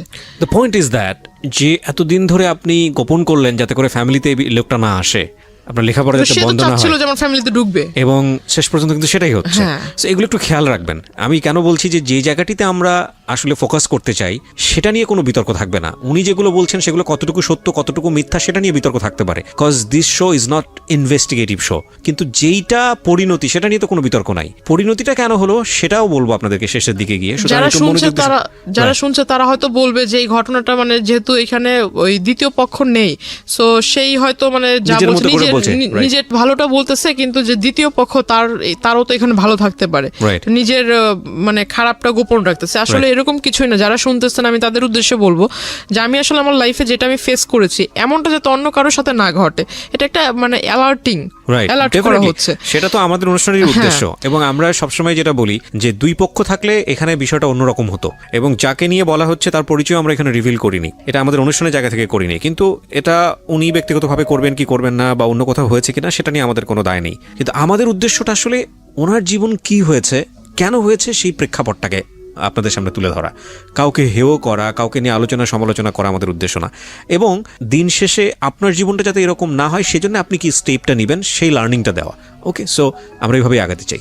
জি, তারপর কি হলো? বাসায় আসলো। হ্যাঁ, সে বাসায় আসলো। তো বাসায় এসে ঢুকে মানে আমার মাকে মানে প্রথমেই আমার মার পায়ে ধরে মানে সালাম করে ফেলছে। আপনার মায়ের বয়স ওনার বয়সের চেয়ে কম হবে। আমার ওনার মেয়ের বয়সের মেবি আমার মা। তো যাই হোক, আমার মার পায়ে ধরে সালাম করে ফেলছে। তো আমার মা মানে এমনিতে একটু রাগী, কারণ পুরুষ মানুষের সামনে সে আসে না।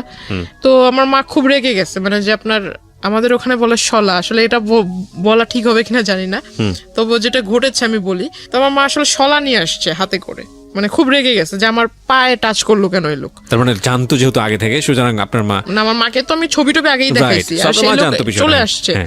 আর আমি ততক্ষণ অবধি মানে নানার কাছ থেকে শুনছি অন্য ঘরে, মানে মাত্র গোসল করে এসে ঘরে ঢুকছে, আর ওই টাইমে বাইরে থেকে কিন্তু সাউন্ড পেয়েছে, সে বলতেছে আমি আসছি। এইটা শুনে মানে একটু মনের ভিতরে যেন ধুক ধুক করতেছে আমার। আমি বলতেছি যে এই লোক যদি এখন বাড়িতে মানে আগে পরে সবকিছু বলে, আমি তো আসলে লেখাপড়াটা বুঝি আজকেই আমার শেষ, আর যাইতে পারবো না। আমার মাথা একদম বই টই সব একদম পুড়ে ফেলবে। তো আমি অন্য ঘরে বসে শুধু চুপচাপ মানে ভাবতেছি যে আসলে কি বলবো। বাড়ির লোকের কাছে যখন এই লোকটা তার মতো করে বলবে, বাড়ির লোক আমাকে যখন জিজ্ঞাসা করবে আমি তখন কি করব। তখন ওই লোকের সামনে আমার মা শলা নিয়ে আসে, মানে তাকে দেখাইতেছে শলা দিয়ে বাড়ি মারবে, মানে ঝাঁটা। হ্যাঁ, ওই শলা দিয়ে বাড়ি মারবে। তো ওই লোক বলতেছে যে মানে সে তার ইশারা বোঝে না, ইশারার কথা তো আর বোঝে না ওই লোক। আপনার মা সম্পর্কে তো জানতো যে উনি? না এগুলো জানতো। ও একেবারে জানতো না। আচ্ছা। তো ওই মানে সে তো ইশারা ভাষা বোঝে না, সে বলতেছে মানে হাত দিয়ে দেখাইতেছে যে আমি ওইরকম কেউ না, আমি আপনাদেরই পরিচিত, আপনাদেরই ওই কি বলে ওই আত্মীয় হব, এরকম কিছু একটা বলতেছে। তো আমার মা আসলে তো মানে মা তো রেগে আছে, হাতে নিয়ে মা বারবার বলতেছে তুই ঘর থেকে বেরো, ওকে, এরকমটা বলছে। তো আমি ওই ঘর থেকে আসলাম, আসার পর তাকে ডিরেক্ট সবার সামনে জিজ্ঞাসা করলাম যে আপনি এখানে কি করে, মানে অ্যাড্রেস পেলেন কোথায়? বলতেছে যে বললাম না আমার কাছে কোনো কিছু অসম্ভব না, আমি তো সবকিছু জানি, তোমার সম্পর্কে সমস্ত কিছু জানি। মানে আমি আসলে খুব হতভম্ব। আমার নানা একবার আমার দিকে তাকায়, আমার নানু একবার আমার দিকে তাকায়, আমি একবার তাদের দিকে তাকাই, মানে তারা আমাকে গিলটি ভাবতেছে। রাইট। আমি এখন মানে ভাবতেছি যে আসলে আমি যদি তাদের বাড়ির লোকেরে বলি, এরা কি আদৌ আমার কথা বিলিভ করবে? কোন দিক থেকে বিষয়টা নিয়েছে জানি না। তো নানা বাইরে এসে বলতেছে যে আমাদের বাড়িতে আজ পর্যন্ত যেই আসুক না কেন, সে যদি ফকিরও হয়, সে শুধু খালি হাতে মানে খালি মুখে যায়নি। এখন এই লোকটা যখন ভাতের কথা বলে ফেলছে, আর দুপুরের টাইম, আমরা এখন কেউ খাই নেই, তো ঘরে আমার মাকে জিজ্ঞেস করতেছে ভাত আছে কিনা। তো আমার মা আসলে বিষয়টা কি ভাবছে জানি না, ফ্রিজ থেকে পচা ভাত দিছে। আর তখন ফ্রিজ যে খুলছে, ফ্রিজের ভিতরে যে মাংস টাংস আছে, এটার সেন্ট আবার উনি পাইছে, যেহেতু খাটে বসা ছিল, উনি সেন্ট পাইছে যে ফ্রিজের ভিতরে মাংস আছে, কিন্তু অথচ আমাকে পচা ভাত দিছে। তখন উনি বলতেছে যে আমাকে ওই কাঁচামরিচ দেন অনেকগুলা, আর পেঁয়াজ দেন। তো আমার মা ওই পেঁয়াজ টেয়াজ ছুলে টুলে নেই, ওইভাবে আইনা একদম তার খাটের ভিতরে ফেইকা মারছে। তো সে আসলে দেখলাম আসলে মানুষ নির্লজ্জ হলে কতটুকু নির্লজ্জ হতে পারে, মানে বলা নাই কওয়া নাই, সে হুট করে একজনের বাসায় আসলো, সে নিজে থেকে ভাত চাইলো, ভাত মানে তাকে যে মানুষ এতটা মানে তাকে দেখে এতটা খারাপ বিহেভ করতেছে, তারপর সে উঠে যাচ্ছে না, সে ওখানে বসে আছে, সে ওই ভাতগুলো খেয়েছে। খাওয়ার পর আমার নানাকে বলতেছে ভাই একটা কাগজ থাকলে কাগজ আমাকে দেন। তো পরে আমার নানা কাগজ এনে দিল, কাগজ এনে দেওয়ার পর সে লিখে দিল। আমার মাকে বলতেছে যে আপনার মেয়ে খুব ভালো, আপনার মেয়ে খুব মানে আপনার মেয়ের ভাগ্য খুব বড় হবে, আপনার মেয়ের ভবিষ্যৎটা খুব উজ্জ্বল হবে, আর যদি আপনাদের অনুমতি হয় তাহলে ও আমাদের দলে আসবে, দলে আসার পর দলের কাজ করবে, দলীয় কাজ করবে, তার ফলে আপনারা সবাই খুব ভালোভাবে থাকবেন, এরকম কিছু একটা বলতেছে। তো আমার মাকে যখন লিখে ওটা দিছে, আমার মা একদম কাগজ মানে যেটাকে কি বলে মানে হ্যাঁ ওর দুমড়ে মুছে ওর মুখের ভিতর মারছে। তারপর আমি ওনাকে মানে বাধ্য হই ওনার কলার ধরে বের করতে। তারপরও সে মানে তখন তার যে আমি একটা পুরুষ মানুষ, আসলে যে কোনো পুরুষ মানুষের কলার ধরলে সে রাখবে, রাইট, কিন্তু আসলে তার তখন মুখের ভিতর হাসি ছিল, রাগ ছিল না। আমি যে তার সাথে মানে এরকম খারাপ আচরণ করছি, যদি আপনাকে বিলিভ করি তাহলে এটা বলতে হবে যে সে তো জেনেই আসছে তার সঙ্গে এরকম ব্যবহার হবে, সো হি নোজ এভরিথিং। দাবার গুটির চালটা কি হয়? দাবার গুটিতে চালটা হচ্ছে যে আমি যে চালটা দিব, এই চালের পরে কি চাল দিতে পারে সে 8টা 10টা অল্টারনেটিভ যে ভাবতে পারে, সে সবচেয়ে ভালো খেলে। মানে নিয়মটা হচ্ছে এটাই দাবা খেলার। প্রত্যেকটা মানুষের লাইফ স্টাইলে কিন্তু এরকম, ও যেখানে এসছে সম্ভাব্য আচরণ কি হতে পারে আপনার ফ্যামিলি থেকে, ও সব কিছু হিসাব করে এসছে এবং ও মেন্টালি সেট হয়ে এসছে, যদি আপনাকে বিশ্বাস করি, এবং ওর কমন পড়ে গেছে তো রিয়াক্ট করবেন, এটা খুব স্বাভাবিক। তো ওইখান থেকে উনি যখন বের হয়ে চলে যায়, হঠাৎ করে মানে উনি যে বাসায় গিয়েছে বা অন্য কোথাও গিয়ে সারেনি, সে আমাকে হঠাৎ করে মেসেজ দিয়েছে আমার নাম্বারে মেসেজে লিখেছে যে আমি আসলে জানতাম না তোমার বাবা মা এরকম, দেখে খুব কষ্ট হলো, আমি আসলে মানে খুব অনুতপ্ত তাদেরকে দেখে, তাদের এই বিষয় দেখে। বাবা তো নাই, বাবা তো তখন বাসায় নাই। না না, বাবা মার সম্পর্কে তো সেটা আগে থেকেই জানে, কিন্তু আয়েশা তো দেখছে আমার মাকে। আচ্ছা, বাবা কখন তো বাবা তখন কোথায়? বাবা তখন বাসায় ছিল না। বাসায় মানে আপনাদের সঙ্গেই থাকতো বাবা? বাবা আমাদের সঙ্গে থাকতো। বাবার বাবার সঙ্গে থাকতো বাবা বলতে কিচ্ছু জানে না? বাবা সঙ্গে থাকতো বলতে আপনার সপ্তাহে 7 দিনের ভিতরে বাবা আমাদেরকে সময় দিত 3 দিন, আর 3 দিন সময় দিত ওখানে। আচ্ছা আচ্ছা, যাওয়া আসার মধ্যেই থাকতো। তো আপনি বাবার সঙ্গে এত ফ্রি ছিলেন, বাবাকে বিষয়টা জানাতে? বাবাকে এইসব বিষয় তো কখনো, বাবার সাথে আমার মানে বাবা আদর করতো, এটা ঠিক আছে, আমি তো প্রথমেই বলেছি যে আমার আম্মুর সাথে আমি ফ্রি ছিলাম, বাবার সাথে এইসব বিষয়ে কখনো না কোনো বিষয়ে আলোচনা হতো না। ওকে, ঠিক আছে। তো আমি বললাম যে আপনি যেটা করেছেন আসলে কাজটা, আমার বাড়ির লোক এখনো অবধি আমাকে এই পর্যন্ত কিছু বলেনি, রাত হলে দেখা যাবে যে আসলে কি হয়। কারণ এই জিনিসটা যদি আমার মা এখনো অবধি আমার সাথে রেগে আছে, মা কথা বলতেছে না, আর মাও আমাকে ডাউট করতেছে। ডাউট করাটা স্বাভাবিক, কারণ একটা লোক এইভাবে আমরা কিভাবে নিজেরাও আসবে? করছি, টু বি অনেস্ট, আমরা নিজেরাও করছি। তো আসলে এই লোকটা কিভাবে বাসায় আসবে, আমার যদি রেসপন্স না পাই কিভাবে বাসায় আসলো, এটা একটা প্রশ্ন থেকে যাবে। কিন্তু আসলে এটা ঘটেছে। তো আমি আসলে যেহেতু আমি নিজে ওইখানে বাস্তববাদী হিসেবে দাঁড়িয়েছিলাম, তো আমি নিজে তো ঘটনাটা দেখেছি, আর এখন আমি জানি অনেকে এটা বিলিভ করবে না, এখন বিলিভ না করলে কিছু করার নেই। ফাইন, আপনি বলেন আপনার স্টোরি। হ্যাঁ, উনি আমাকে এই বিষয়গুলো বললো, হঠাৎ দেখি যে আসলে তারপর থেকে, ওই দিনের পর থেকে সে কলেজে আসে না, কিন্তু মেসেজ মানে 1 ঘন্টার ভিতরে কতগুলো মেসেজ দেওয়া যায়। 1 মিনিটের ভিতরে না হলেও 5-6টা করে মেসেজ আসতেছে, তাও বিরাট বড় বড় প্যারা, বড় বড় সামারি। আমার জন্য সে এই চিন্তা করছে সারা রাত ভরে, আমার জন্য এটা ভাবে, মানে আমার বাবা মা এরকম, আমার ভবিষ্যৎ কেমন হবে। এই লোকটা যে আপনাকে কন্টিনিউয়াসলি পোক করে যাচ্ছে, আপনি তো তার সাথে এক ধরনের সম্পর্ক আছেই, আপনার বলা চলে যে উনি আসছে কথাবার্তা বলতে, আপনি বাধ্য হচ্ছেন, ফ্যামিলি পর্যন্ত ঢুকে গেছে। আপনার কখনো মনে হয়নি লোকটা সম্পর্কে আপনার একটু খোঁজ নেওয়া উচিত তখন পর্যন্ত? আমি তার সম্বন্ধে আসলে মাথা ঘামাইতেই চাই না, তাকে যতটা মানে আর্লি পসিবল হয় যে তাকে আমার এই বিষয়গুলো থেকে দূরে রাখা। তো মানে আমি সবসময় যেটা ভেবেছিলাম যে বাড়ি পর্যন্ত যেহেতু এসে গেছে, তো এর আসলে যত তাড়াতাড়ি দূরে রাখা যায়। আর আমি ভাবছিলাম যে আসলে আমার এই প্রথম সেমিস্টার তো হয়ে গেছে, সামনে আরেকটা সেমিস্টার আসবে, 2nd সেমিস্টার যদি দিতে পারি, আল্লাহ করে আমার 1st ইয়ারটা যদি চলে যায়, আর এর ভিতরে যদি এই লোক ব্যাঘাত না ঘটায়, তাহলে আমার আসলে মানে 2nd ইয়ারটা আমি কোনো মতো এখান থেকে এখান থেকে শেষ করতে পারলে বাইরে শিফট হয়ে যাব, এরকম একটা প্ল্যান ছিল। আসলে আমি তো ওই লোকের কাছ থেকে নিজেকে ছুটাতেই পারতেছি। মানে বিষয়টা হচ্ছে এরকম যে যেভাবেই পারি না কেন, মানে শুধু লেখাপড়াটা কমপ্লিট করি, কারণ ওনাকে ঝামেলায় ফেললে আমি নিজেও ঝামেলায় পড়ে যাব। ওকে, এরকম করতে করতে সে আসলে ওই সামনে আসে না, কিন্তু এরকম মেসেজ দিতে থাকে যে আমার এই বাবা মার মানে এরকম হাবিজাবি নানান কিছু বুঝায় যে তোমার লেখাপড়া, আসলে বাবা মা এরকম, লেখাপড়া করো কিভাবে, কে গাইড করে, এরকম নানান কথা। এক পর্যায়ে দেখলাম যে সে এমন কিছু মেসেজ দিচ্ছিল যেটা আসলে মেসেজ দেখে মানে তাকে অবিশ্বাস করার কারণ নাই যে সে ভালো মানুষ। মানে কিরকম? মানে লেখাপড়ার মানে তোমার বাবা মা এরকম, তুমি যদি কিছু না মনে করো, আমি যেহেতু তোমাকে প্রথমে অন্য সবার কাছে পরিচয় দিয়েছি দাদু হিসেবে, তো আমি ওই দিক থেকে তোমাকে দেখবো, প্লাস তোমাকে গাইডটাইডও করবো, কারণ আমি নিজেও মাস্টার্স কমপ্লিট করা লোক। তো আমি ভাবলাম মাস্টার্স কমপ্লিট করা লোক যে তার মানে অনেক শিক্ষিত। তারপর সে আমাকে বারবার মানে মেসেজ করতো যে তুমি সামনে যেহেতু এসএসসি এক্সামিনার, তো আমি তোমাকে কিছু বই, টেস্ট পেপার, মডেল কোশ্চেন ভালো যেখান থেকে মানে একদম কমন পড়ার চান্স আছে, এগুলা তুমি পড়লে একদম মানে 100 না পাইলেও 99 পাবা, এরকম একটা তার কথাবার্তা ছিল। তো আসলে সে আমাকে ওই বইটাই এনে দিছে বলতে মানে 3 থেকে 4টা বই এনে দিছিল। তো আসলে তখনই আমি বুঝতে পারলাম যে হয়তো লোকটা আসলে এতদিন যাই করছে যেহেতু বইয়ের লেখাপড়ার বিষয়ে সে কথা বলতেছে, হয়তো ভালো মানুষ। তখন থেকে আসলে একটা বিলিফ তৈরি হয় তার প্রতি, আমার সফট কর্নার তৈরি হয় আপনার। হ্যাঁ, বলতে পারেন। এখানে একটা সাইকোলজিক্যাল ব্যাপার আছে প্রিয় শ্রোতা এবং দর্শক যারা দেখছেন, যে একটা মানুষকে আপনি যদি কন্টিনিউয়াসলি পোক করতে থাকেন, আপনার প্রতি একটা রিজেকশন থাকলেও মানে এটা কন্টিনিউয়াসলি যদি পোক করতেই থাকেন, লেগেই থাকেন, সামহাও কোনো একটা ভালো দিক যদি চলে আসে, ওই মানুষের প্রতি ফল ইন হওয়ার একটা সুযোগ থাকে, যেটা হয়তো আজকে যিনি গেস্ট এখানে আছেন তার হয়েছে।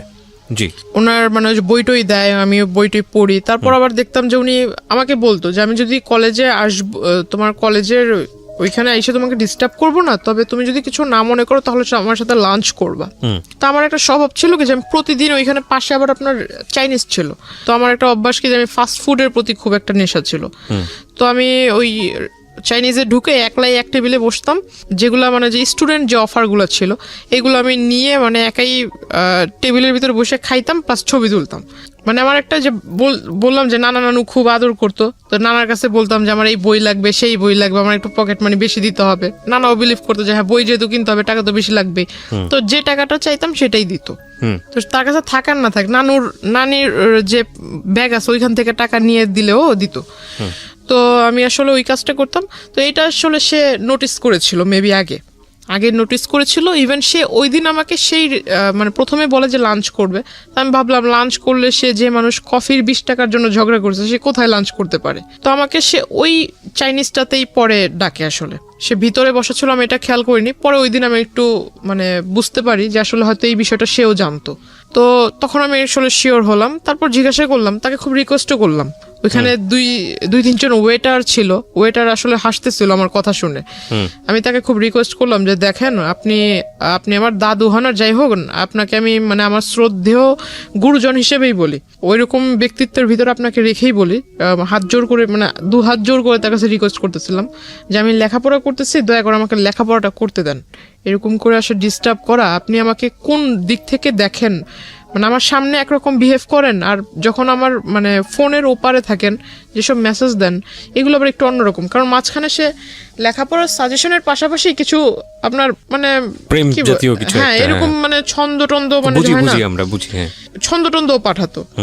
তখন ভাবতাম যে আসলে লেখাপড়ার জিনিস বিষয়ে লিখতেছে ঠিক আছে, কিন্তু এইসব যে ছন্দ এইগুলো পাঠানোর মানে কি, দাদু তো আর নাতিনকে এইসব ছন্দ পাঠাবেন।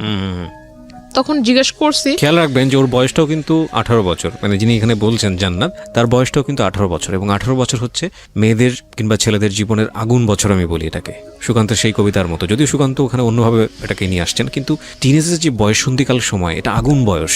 এখানে ভুল করা মানে এখানে ভুল করবে না তো জীবনে কোথায় ভুল করবে, এরকম একটা বয়স, সোজা কথায় যদি বলে চলে। বলেন।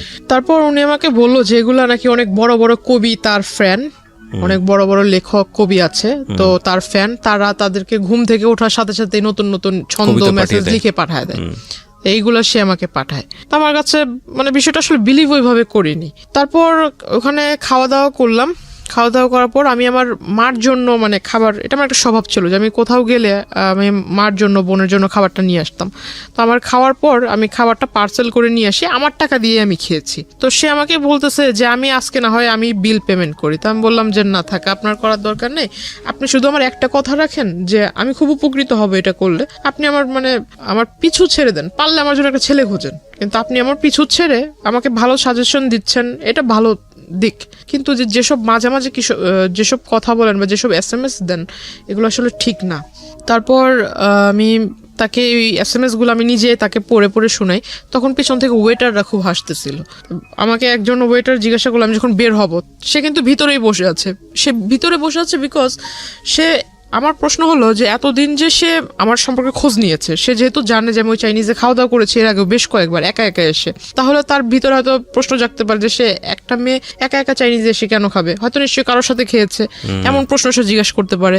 বা সে কেন কি বললো ওটাকে মানে কেন খোঁজ নিল না যে আমি ওইখানে একা একা কি প্রতিদিনই রেগুলার এসে খাই বা কত টাকার খাই, এরকম কিছু একটা। এরকম না করে মানে সে ডিরেক্টলি ম্যানেজার মানে এগুলো আগে না করে ওই দিন যায় সে ম্যানেজারকে জিজ্ঞাসা করে। এগুলো তো সে আগেও করতে পারতো, যেহেতু সবকিছু জানে সে আগে খোঁজ নিতে পারতো। সে আমি চলে আসার পর ওই দিনই ম্যানেজারের কাছে যা জিজ্ঞাসা করে, সে করে কি মানে মানে টাকা দেয়, টাকা দিয়ে মানে খোঁজ খবর নিবে আর কি, যে আমি এর আগে 2016 শুরুর দিক থেকে যে এই কয় মাসের ভিতরে সে কতবার এসেছে, আমার ছবি দেখায় কতবার এসেছে। তখন মানে ওই ফুটেজগুলো সে নেয়, ফুটেজগুলো নিয়ে সে করেছে কি ওই যে আপনার স্টুডিওতে মেবি ফুটেজ কাটা যায়, কেটে মেবি এডিট করা যায়, ওখানে কেটে ওই রেস্টুরেন্টে সে তার সাথে এক লোককে নিয়ে গিয়েছিল, লোক নিয়ে তার মানে ভিডিও করে সেটার সাথে ম্যাচ করে দিছে। অথচ ভিডিওতে ক্লিয়ার দেখা যাচ্ছে যে তার সাথে আমার মানে আমি আমার টেবিলে বসা একা, আমার টেবিলের সাথে কেউ বসে খাচ্ছে না, শুধু কিন্তু টেবিল ভরা খাবার, আমি একা, টেবিলের ভিতর অন্য কেউ এসে খাচ্ছে না। এটা মেবি অনেকক্ষণ সময় ধরে, এটা স্পষ্ট বোঝা যাচ্ছে, কিন্তু সে এগুলা করে মানে এটা পরবর্তীতে আমাকে আর কি ব্ল্যাকমেইল করেছে। তো উনি হঠাৎ একদিন আমাকে মাঝখানে আসলে তার সাথে আমার সম্পর্ক ওইরকম মানে আগে যাও নকটক দিত, মেসেজ টেস দিত, হঠাৎ দেওয়া হয় না, হয়তো মেবি তার ফ্যামিলিগত কোনো একটা প্রবলেম ছিল। তো তখন আমি ভালোই দিন যাচ্ছে। তো আমার কিছু বাবা তখন একটু বাইরে ছিল, ইন্ডিয়াতে আবার গিয়েছে, তো মার কিছু প্রয়োজনীয় জিনিস ছিল। তো তখন আবার বাড়িতে হয়েছিল কি যে আমার নানুর সাথে আম্মুর একটু কথা কাটাকাটি হয়েছে। তো আমি একটু খুব জেদি ছিলাম যে এত বছর ধরে আম্মু এখানে আছে, আম্মুকে এত ভালোবাসো, তাহলে আবার এত কথা কেন বলবা? এটা খুব রাগ হয়েছে। তো আমি করেছিলাম কি, পাশের মানে 2-3 বাসা পরে পাশের বাড়িতে এক আত্মীয়র বাসাতে রুম ভাড়া দিত, তো আমি আম্মুকে নিয়ে ওখানেই যাই। ফার্স্ট ওখানেই গেলাম। তো যাওয়ার পর ওখানে কিছুদিন রইলাম। তো এখন আম্মু বলতেছে যে অনেক জিনিস কমতি আছে, এগুলো লাগবে। তো আমি বললাম যে ঠিক আছে, তো আমি নিজেই যাব। তো আম্মু বলতেছে যে তাহলে তুমি কিভাবে আনবে? তো আমি বললাম না, আমি একজন নিয়ে যাব সাথে করে, কারণ নৌকাওয়ালা হোক বা রিক্সাওয়ালা হোক, এদেরকে দিয়ে নিয়ে আসবো। তো ওখানে গেলাম। এই মানে কথাটা আসলে হয় কোনো নৌকাওয়ালাই লিক করেছে নাকি আমার এলাকা থেকে কোনো লোক লিক করেছে, আমি জানি না। পরে আসলে হঠাৎ মানে আমি নদীটা ক্রস করেও সারিনি, মাত্র রিক্সা রিক্সা নিয়ে একটুখানি ঢালের মানে ওই রোডের একটু ঢালে উঠেছি, তখনই মানে সে আইসা এরকম রিক্সা থামাইছে। মানে একদম ওই বিয়ের সময় যে পাঞ্জাবিগুলো আর কি পরে, এরকম লাল পাঞ্জাবি পরে আসছে, মাথায় টুপি দিয়ে আসছে। তো তাকে দেখে মনে হচ্ছে একটা যে রাস্তায় ভিক্ষা করে না অনেক মানুষ, মাথায় টুপি দিয়ে এরকম একটা লুক নিয়ে আসছে সে। তো আসলে আমি তাকে দেখে অবাক হই। সে আমাকে বলতেছে যে তোমার সাথে একটু কথা ছিল, তোমাকে আমি আর কোনোদিন ডিস্টার্ব করবো না, মানে একদম শেষ একটা কথা বলবো, সেটা আসলে এই পরিবেশে বলা যাবে না, একটা সুন্দর পবিত্র পরিবেশে তোমাকে আমি নিব। তো আমি বললাম পবিত্র পরিবেশ আবার কোনটাকে বলে? তো বলতেছে না, একটা ভালো জায়গায়, ওইটা তোমার অনেকটা দরগা টাইপের পাশেই, তো রাস্তার পাশেই আবার টিম্বার ছিল, অনেকগুলা কাঠের দোকান ছিল, ভিতরে একটা ছোট্ট একটা ঘরের মতো, ভিতরে যে আপনার মাজার দরগা এগুলা ওইটার ভিতরে নিল। ওখানে তার আগে থেকে তার পরিচিত লোক বসা। দ্যাট মিন সে এতদিনে যে আমার সাথে কানেক্টেড ছিল না, এই গ্যাপটাতে সে করেছে কি আপনার যে নোটারি পাবলিক বলে যে এই কাগজগুলা তৈরি করেছে। প্লাস আমি আপনাকে যে পেপারসগুলো দেখিয়েছি যে আমাদের নামে সে অনেকগুলো মামলা করেছে, মানে আমার হয়ে আমাদের নামে মামলা করেছে, মানে আমি আমার ফ্যামিলির নামে মাদকের মামলা করেছি, এটা পেপারস আমি আপনাকে দেখিয়েছিলাম।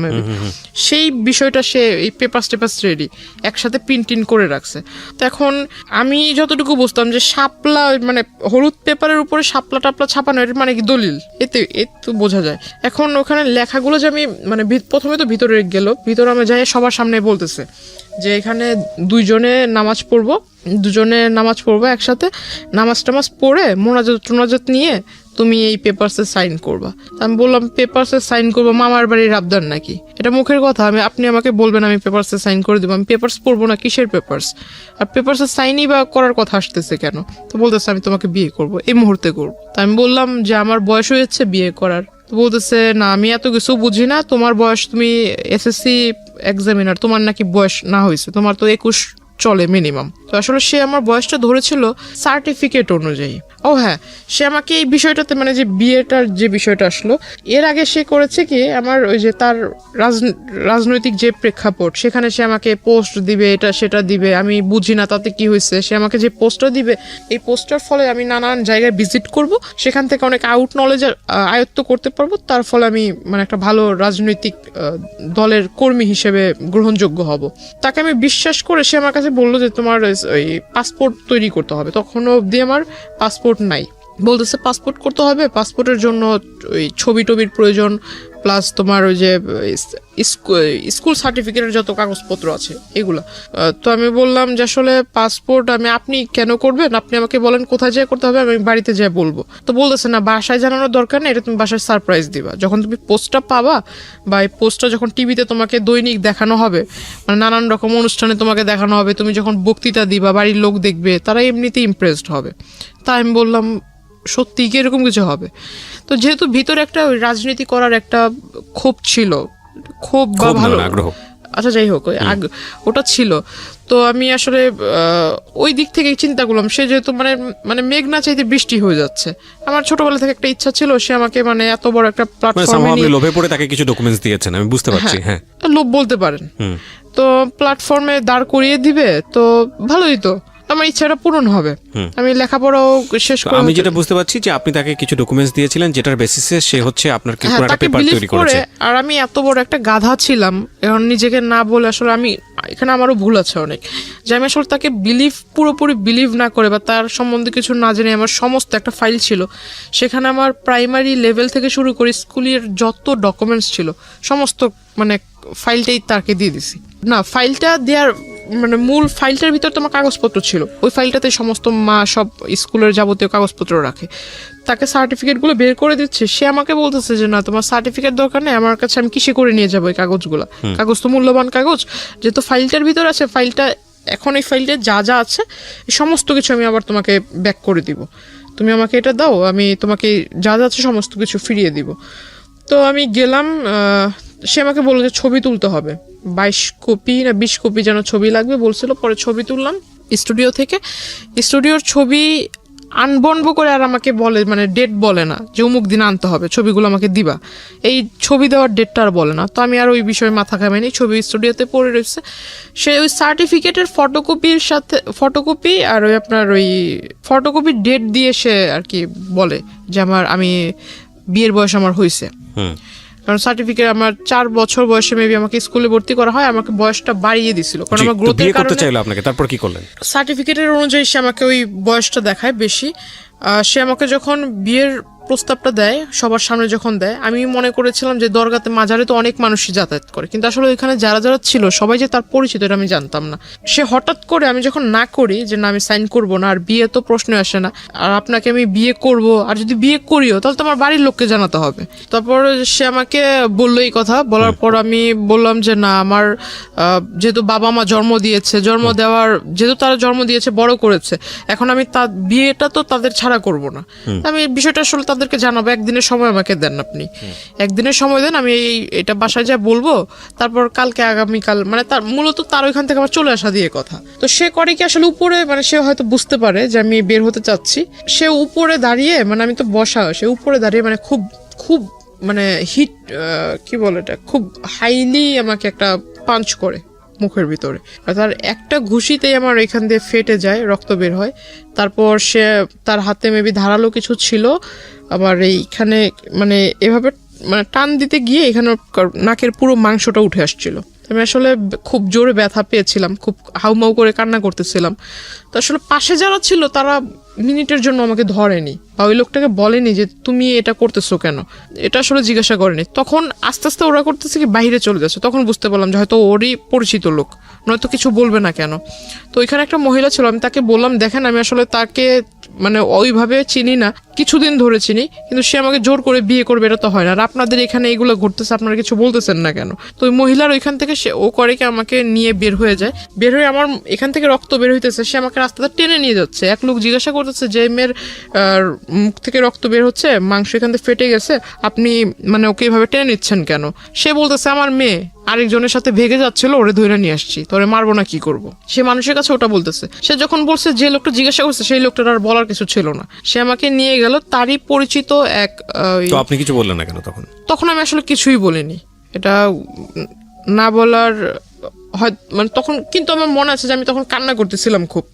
Something fishy. আমি প্রথম কথা হচ্ছে যে আপনি গল্পটা যেভাবে বলছেন তাতে মানুষের অনেক প্রশ্ন তৈরি হবে, যেটা আমারও হচ্ছে। একটা মানুষকে আপনি প্রথম থেকেই বলছেন পছন্দ করেন না, যে মানুষটাকে আপনি পছন্দ করেন না সেই মানুষটা এত দূর যেতে পারে না, এটা একদম জেনারেল পারসেপশন।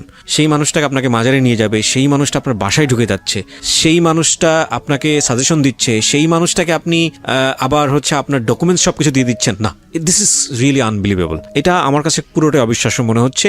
একটা জায়গা থেকে কোনো না কোনোভাবে আপনি ওনার প্রতি কোনো না কোনো দিক থেকে ফল ইন ছিলেন, নইলে এটা তার প্রতি দুর্বল তো ছিলাম যে আপনার লেখাপড়ার যে সাজেশনটা দিত ওই দিক থেকে তাকে রেসপেক্ট মানে করতাম। যদি আমি বলি তালিবাজার বিষয়টা, তাহলে আমার মনে হয় এখানেও আপনার কোনো অবদান আছে। আমি জানি না, আমি আরো সামনের দিকে যেতে চাই, পুরো গল্পটা আমি নিয়ে আসতে চাই। জি বলুন। তারপর আচ্ছা, তারপর সে আমাকে মানে ওই জায়গায় অফিসটাতে নিয়ে গেল। অফিসে নিয়ে যাওয়ার পর সে আমাকে বললো যে তোমার এখানে তুমি সিগনেচার করবে, তো তোমাকে তো ওইখানে সবার সামনে মাত্র 2টা আঘাত করেছি, এর থেকেও বেশি কিছু করতে পারি, তো তুমি এখানে সিগনেচার করো। তখন আমি আসলে বললাম যে আপনি আমাকে একদিনের সময় দেন, আমি বাসায় যাই বিষয়টা ডিসকাস করি। তো সে আমাকে বলতেছে যে তুমি এই অবস্থায় বাসায় যাবার আমাকে পুলিশ কেসের ভিতরে ঝামেলার ভিতরে ফেলবা, আমি কি এতই কি বোকা নাকি, তোমাকে এই অবস্থায় ছেড়ে দিব। পরে সে আমাকে ওই এটা কি বলে যে মানে তার ফোনের ভিতরে ছিল আপনার কিছু যে সফটওয়্যার দিয়ে মেবি আমার পিকচারকে সে নেগেট করেছিল, কিছু পিকচার সফটওয়্যার দিয়ে।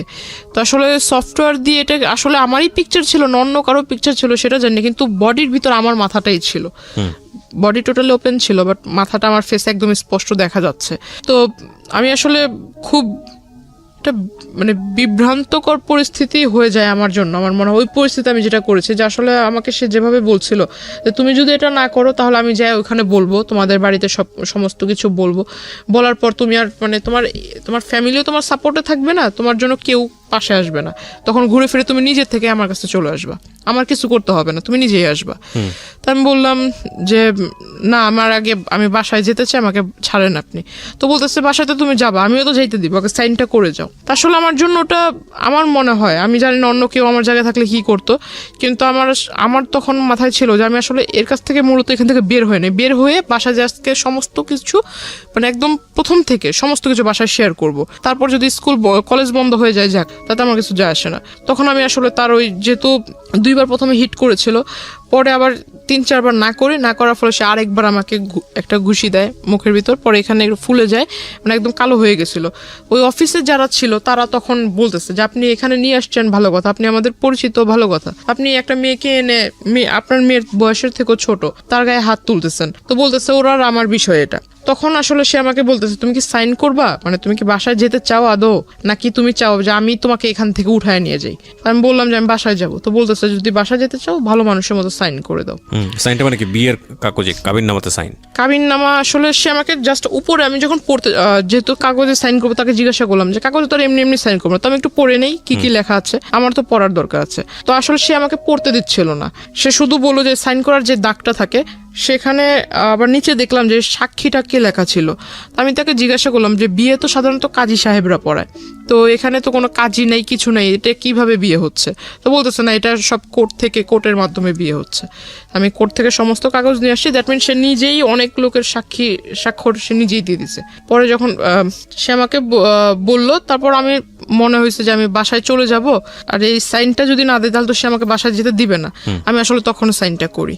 আচ্ছা, সাইনটা করার পর সে শুধু মানে সবচেয়ে খারাপ লাগছিল যে সে আমাকে দেখতে দিচ্ছিল না, লেখাগুলো দেখতে দিচ্ছিল না, শুধুমাত্র সাইন করার যে জায়গাটা ওই জায়গাটাই দেখতে দিচ্ছে। আর আরেকটা জিনিস দেখাইছে, সেটা হলো যে জায়গায় ছবি থাকে, দুজনের ছবি থাকে, সেখানে আমি দেখলাম যে সেখানে আমার কোনো ছবি না, ফেসবুক থেকে ডাউনলোড করে মানে একটা ছবি ডাউনলোড করে সেটাকে সে বের করছে, সাথে করে সেই নিয়ে আসছে ছবি, সেই সাথে করে ছবি নিয়ে আসছে আমার ছবি, সে ওখানে আমার সামনে গ্লু দিয়ে লাগাই দিল। লাগাই দেওয়ার পর সে আমার সিগনেচার নিল, তারপর বললো যে ঠিক আছে এবার তুমি চলে যাও। বাসায় এসে সবাইকে বললাম, বলার পর সবাই আমাকে খুব মানে রাগারাগি করে, প্লাস মা অনেকগুলো চর থাপ্পড়ও মারে। তো মানে খুব কান্নাকাটি করতেছিলাম। তখন বাবা সিদ্ধান্ত নিল যে না, তোমার আর লেখাপড়া করার দরকার নেই। তো ওখান থেকে আমার কলেজ স্টপ হয়ে গেল। কত সালের ঘটনা এটা? 2016 সাল, মাত্র কয়েক বছর আগের ঘটনা। হ্যাঁ, আমার কলেজে যাওয়া বন্ধ হয়ে গেল, ইভেন আমার ফোনটাও আমার কাছ থেকে নিয়ে নেওয়া হলো। একটা দাওয়াত ছিল, বিয়ের অনুষ্ঠানের দাওয়াত, তো সেখানে আমি, আমার আম্মু, আমার ছোট বোন, আমরা 3 জনই যাচ্ছিলাম সিএনজিতে করে। ওকে, সিএনজিতে করে যাওয়ার পথে হঠাৎ এটা আসলে সে তাকে হয়তো যদি কেউ নাই বলতো তাহলে তো সেও জানতো না যে আমরা বের হব এখন। সে উনি করে কি যে আমাদের পিছন থেকে মানে গাড়িতে করে ফলো করে, উনি ফলো করার পর উনি ওইখান থেকে আমাকে নিয়ে যায়। আপনি যে বাসায় গিয়ে বললেন, বলার পরে আপনার ফ্যামিলি থেকে লেখাপড়া বন্ধ করে দিল, বাট আপনি যে সাইন করেছেন এত কিছু হয়েছে এগুলো বলেছি, বলার পরে তারা কি স্টেপ নিল? তারা আমাকে মানে একটু বাড়ির লোক যা করে আর কি করেছে, গায়ে হাত তোলায়, সেটা আপনার উপর করেছে। কিন্তু এটা তো যেহেতু আপনি সাইন করে আসছেন, এটা তো তখন পুলিশকে ইনফর্ম করা উচিত ছিল। সেটা করা হয়েছিল না হয়নি? সেটা ওরকম কিছু করেনি। দেখেন, মানে একটা কথা আছে, মানে আমার প্রতি আসলে সবাই মানে এমন হচ্ছিল যেন আমি তাদের কোনো ফ্যামিলি মেম্বার না, আমাকে এমন ভাবে সবাই মনে করছিল যে আপনারই দোষ এটা। হ্যাঁ, রাইট। আমাদের এই গল্পের যে বিন্যাস বা যেভাবে আপনি এখানে উপস্থাপন করেছেন, এখানে অনেক মানুষই আপনার দিকে সন্দেহের তীর তুলবেন, এটা তোলার যথেষ্ট যুক্তিও আছে। সেগুলো নিয়ে আমি শেষের দিকে কথা বলবো। তার আগে আমি একটু জানাতে চাই যে দেখেন ফলস কোথায় কোথায় হচ্ছে। ফ্যামিলিতে জানিয়েছে এরকম একটা ঘটনা ঘটে গেছে, আমি কিন্তু অনেকগুলো পেপারে সাইন করে এসেছি। তারপরে উচিত ছিল তাৎক্ষণিকভাবেই পুলিশের কাছে যাওয়া এবং গিয়ে এই ঘটনা বলা পুলিশকে। ওনারা কিন্তু সেটা করেননি। তখন পর্যন্ত ওনারা পুলিশ নিয়ে চিন্তা করেননি, কোর্ট নিয়ে চিন্তা করেননি। কিন্তু এই ধরনের ক্রেজিনেস যদি একটা মানুষ দেখায় কারোর প্রতি, তাহলে অবশ্যই প্রথমেই পুলিশকে সেটা ইনফর্ম করা উচিত।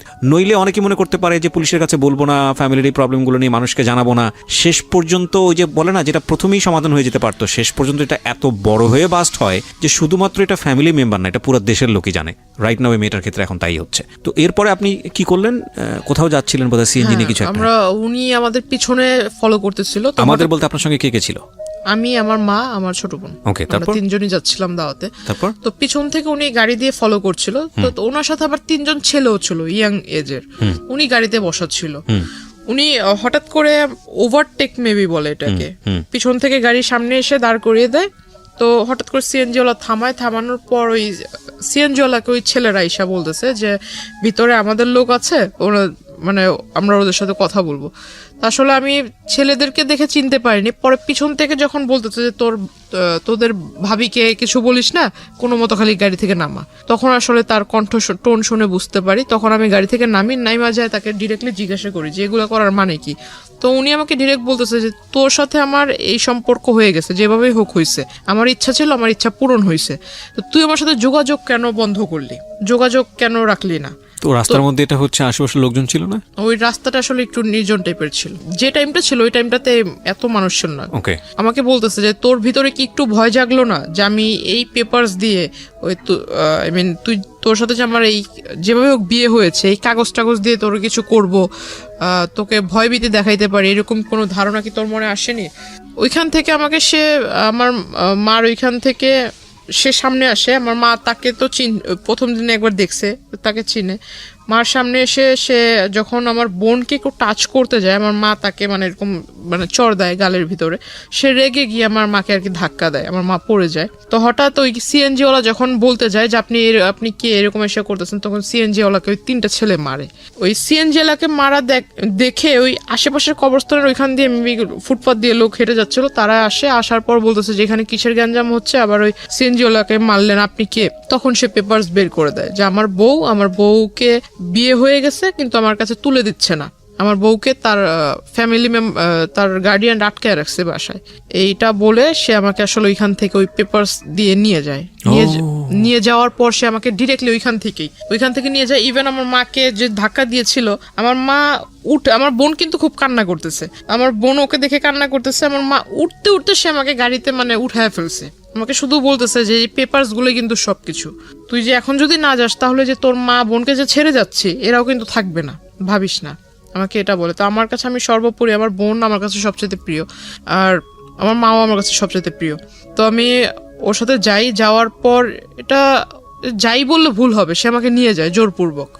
আমাকে নিয়ে সে ডিরেক্টলি এক মহিলা, তারই পরিচিত এক মহিলা, ওই মহিলার বাড়িতে 4 দিন ছিলাম। 5 দিনের দিন সে অ্যারেস্ট হয়। তো 4 দিনই সে আমাকে খুব টর্চার করেছে ওই মহিলাটা। মানে দিনের বেলা মানে খাবারের টাইমে খাবার দিত, খাবারের টাইমটা শেষ তখনই এসে মানে বারবার বলতো যে তুই এরকম কেন করছিস, তুই যদি তার সাথে সাংসারিক জীবন যদি না শুরু করিস তাহলে মানে তোর এই ফ্যামিলির সমস্যা হবে, এই পেপারস দিয়ে অনেক সমস্যা করব। ইভেন আমার কাছে যে ফোন ছিল, ফোনটাও ওই লোক নিয়ে নিছে, ওই লোকে সিম নিয়ে নিছে, ফোনটা ওই মহিলা নিয়ে নিছে, ফোন তার কাছে। তখন তাকে রিকোয়েস্ট করতেছি যে আপা দেখেন আপনারও তো সন্তান আছে, আপনার যে ছোট্ট বাচ্চা আছে, আমার নিজেরও একটা ছোট বোন আছে, তো আপনি আমাকে আপনার সন্তানের জায়গায় রেখে আমাকে উপকার করেন। আপনার সামনে এই ঘটনাটা ঘটছে, আপনি কি কিছুই বলবেন না ওই লোকটাকে? আপনি কি একবার জিজ্ঞাসা করেছেন যে সে তার সাথে আমার কিভাবে পরিচয় হলো, কিভাবে সে আমাকে এখানে নিয়ে আসলো, আর আপনি এবার তাকে কিভাবে রাইট দিলেন আপনার এখানে আমাকে নিয়ে এনে রাখার? আর যে সন্ধ্যাবেলা যেটা হতো সেটাও গেট লক করে ওই আমাকে বলতো যে অ্যারোসল দিতে হবে রুমের ভিতরে, 15 মিনিট তোমাকে বাইরে থাকতে হবে। পরে কি বুঝতে পেরেছেন যে আসলে সে কি করতো? হ্যাঁ, পরে এটা জানতে পেরেছি। আচ্ছা, আমরা একটু সামনের দিকে আগাই। তারপর তো পরে ওই ঘটনার শেষ হলো। 5 দিনের দিন তাকে কিভাবে অ্যারেস্ট করলো পুলিশ আমি জানি না, হয়তো 5 দিনের দিন, এই 5টা দিন আপনি তার সে ছিল না। সে মাঝখানে 4 দিন আমি ওই মহিলার বাসায় ছিলাম, 2 দিন সে আমার ওখানে যায়। 2 দিনে গিয়ে যে আমি আপনাকে বললাম যে আমার প্রচুর ঘুম হতো, কেন হতো এটা আমার কাছে কোনো আনসার ছিল না। আর দুপুরে যে খাবার ছিল, এখন আমি যার বাসায় আছি তাকে তো আর আমি বলতে পারি না যে আমার ইচ্ছে মতো খাবার দেন, আমি যেটা খাবো সেটাই আমাকে দিতে হবে।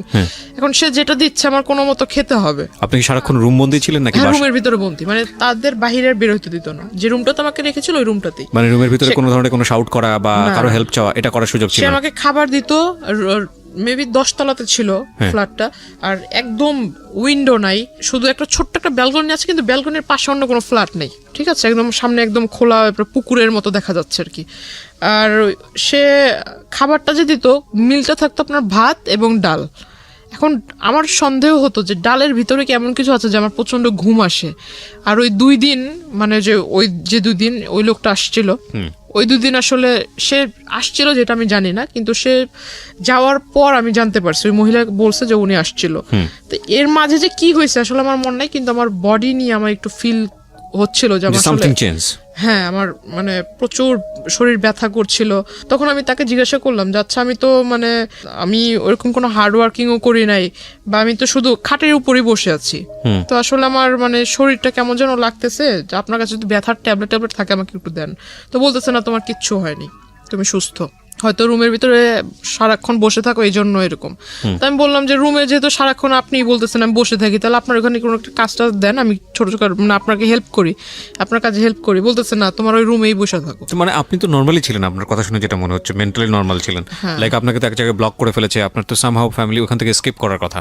ওইখান থেকে আপনার একটা আর্জি থাকা উচিত যে যে কোনোভাবে হোক আমাকে এখান থেকে বের করো বা এরকম কিছু একটা। না, এটা তাকে ওই মহিলাকে তো অনেকবার কনভিন্স করেছি, প্লাস ওই মহিলার সাথে দেখা করার জন্য ওনাদেরই দলের কিছু লোক এসেছে, মানে এটা দেখার জন্য যে আসলে ওই লোক আমাকে কেনই বা আনছে এখানে, এনে এখানে রাখছে। মানে তাড়াতাড়ি মানে যে মহিলাটার বাসায় রাখলো ওই মহিলার সাথে ওই লোকের খুব ভালো রিলেশন, আবার ওই লোকের অগোচরে, ওই ব্যক্তির অগোচরে ওই মহিলা আবার তাদেরই দলের যে তাদের যে রাজনৈতিক দল, ওই দলের মানুষদের সাথে ওই লোকের ব্যাপারে খারাপ আলোচনা করতেছে। এটা আমি আমার রুম থেকে শুনছি, বাইরে যারা কথা হচ্ছে। তখন আমাকে হঠাৎ ডাকলো সবাই, ডাকার পর আমাকে বলতেছে আচ্ছা আপনাকে, আপনার ভিতরে এমন কি দেখে সে এত পাগল হয়েছে? আসলে কি আপনাদের জমি জমার জন্য কি আপনাকে বিয়ে করা, নাকি আপনাদের সাথে আসলে ভালোবাসার কোনো সম্পর্ক আছে? তখন আমি তাদেরকে ফুল ডিটেলস বলি। তো আমি বললাম যে দেখেন, পারলে আমাকে একটু মানে একটু উপকার করেন, হয় আমার বাড়ির লোকের সাথে কথা বলায় দেন, আর না হয় আমাকে আপনারা একটু নিজ দায়িত্বে বাড়িতে পৌঁছায় দেন। এর বিনিময়ে যদি টাকা পয়সা চান আমি চেষ্টা করবো আমার বাড়ি থেকে নিয়ে দেওয়ার জন্য। তখন আমাকে ওই যে একটা লোক আর কি বলে, একটা ব্যাড প্রপোজাল দেয় যে এইটা যেহেতু সে তার মতো একটা বুড়া লোক যদি মানে আপনার সাথে এরকম করার চিন্তা ভাবনা করতে পারে, তাহলে আমরা করলে সমস্যা কোথায়? আমরা তো এরকম চাইলেও পাই। প্রপোজালগুলো দেয়, তারা আমাকে বলতেছে যে আমাদের লিডারের মতো লোক যদি এইটা করার সিদ্ধান্ত নিতে পারে, তাহলে আমাদের কাছে তো মেয়েরা আসতেই চায় না। আমরা কি ভুল করছি? আমরা কেন এরকম পাই না? তো আমাকে সে ব্যাড প্রপোজাল দেয়। তখন আমি আসলে বুঝতে পারি যে আসলে এও হলো ওই কোয়ালিটিরই মানুষ, মানে স্কিপ করার কোনো রাস্তা নাই। না, এদেরকে আমি বললে তো আর উল্টা তাদের আবার এই সমস্ত ওদের সাথে যা যা কথা হয়েছে আমার কাছ থেকে তো সমস্ত কিছু শুনছে। শোনার পর আমি যে ওই লোকের কথা বললাম, ওই লোক খারাপ এটা সেটা যে বললাম, এগুলো আবার যা ওই লোকের কাছে বলে দিছে। প্রিয় শ্রোতা, এখানে একটা বিষয় আপনাদেরকে পরিষ্কার করতে চাই। জান্নাতকে বা জান্নাতের আজকের এই জীবনের জন্য জান্নাতের ভাষ্য অনুযায়ী যে ব্যক্তিটি দায়ী, আমরা তার নাম পরিচয় এখানে উপস্থাপন করছি না, যেহেতু এটা ইনভেস্টিগেটেড শো না। কিন্তু আমরা অনুষ্ঠানের শেষে গিয়ে তাকে ফোনে কানেক্ট করব, তার নাম পরিচয় গোপন রেখেই আমরা তাকে ফোনে কানেক্ট করব এবং তার বক্তব্য আমরা আজকে আপনাদেরকে শোনাবো।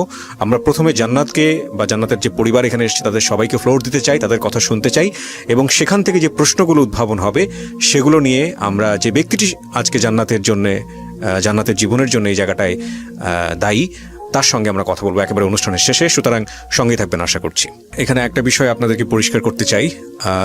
জান্নাতকে বা জান্নাতের আজকের এই জীবনের জন্য জান্নাতের ভাষ্য অনুযায়ী যে ব্যক্তিটি দায়ী, আমরা তার নাম পরিচয় এখানে উপস্থাপন করছি না, যেহেতু এটা ইনভেস্টিগেটেড শো না।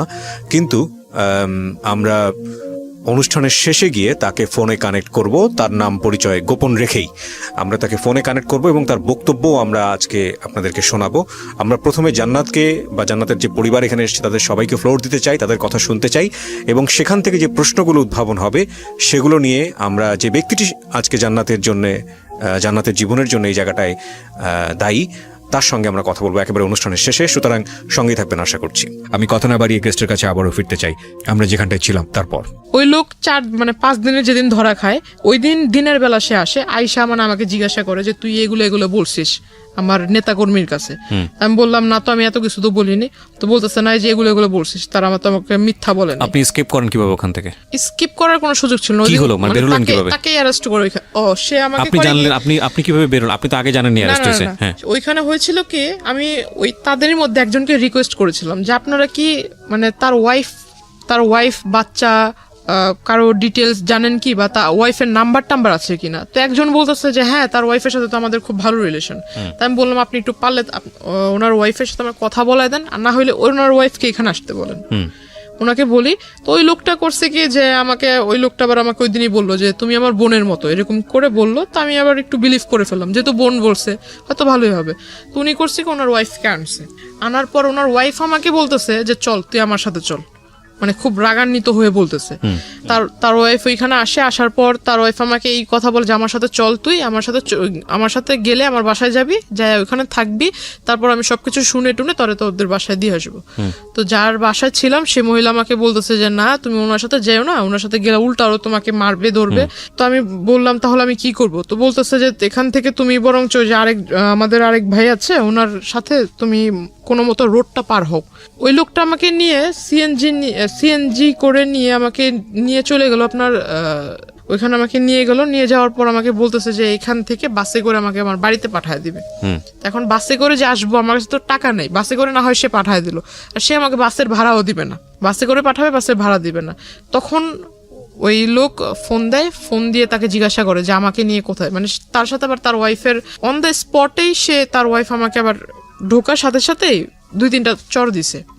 এইটা আবার ওই লোক জানতে পারছে, যার বাড়িতে রাখছিল তার কাছ থেকে জানতে পারছে। তো সে করছে কি এইটা শোনার সাথে সাথে ওই বাসায় গেছে, তার ওয়াইফকে আবার সে মারছে সবার সামনে। তো ওইটা তো আসলে আমার তো কোনো দোষ না, তার ওয়াইফকে সে মারছে, এটা সে জানতে পারছে এই জন্য। তো সে ফোন দিয়ে জিজ্ঞাসা করে যে লোকের সাথে আমাকে পাঠায় দিল, তার সাথে আমাকে পাঠায় দিল, তার কাছ থেকে তাকে ফোন দিছে। ফোন দেওয়ার পর সে জানতে পারলো যে আমাকে নিয়ে অমুক জায়গাতে আছে। তো উনি বলতেছে যে তুমি ওইখানে থাকো, আমি আসতেছি। উনি আসলো, আসার পর আমাকে ওনার সাথে করে বললো যে তোমার বাড়িতে নিয়ে যাও, তোমার বাড়িতে নিয়ে যাও, আমি আইসা তোমার যা যা ওর থাকার খরচ যা যা লাগে আমি এগুলো দিব।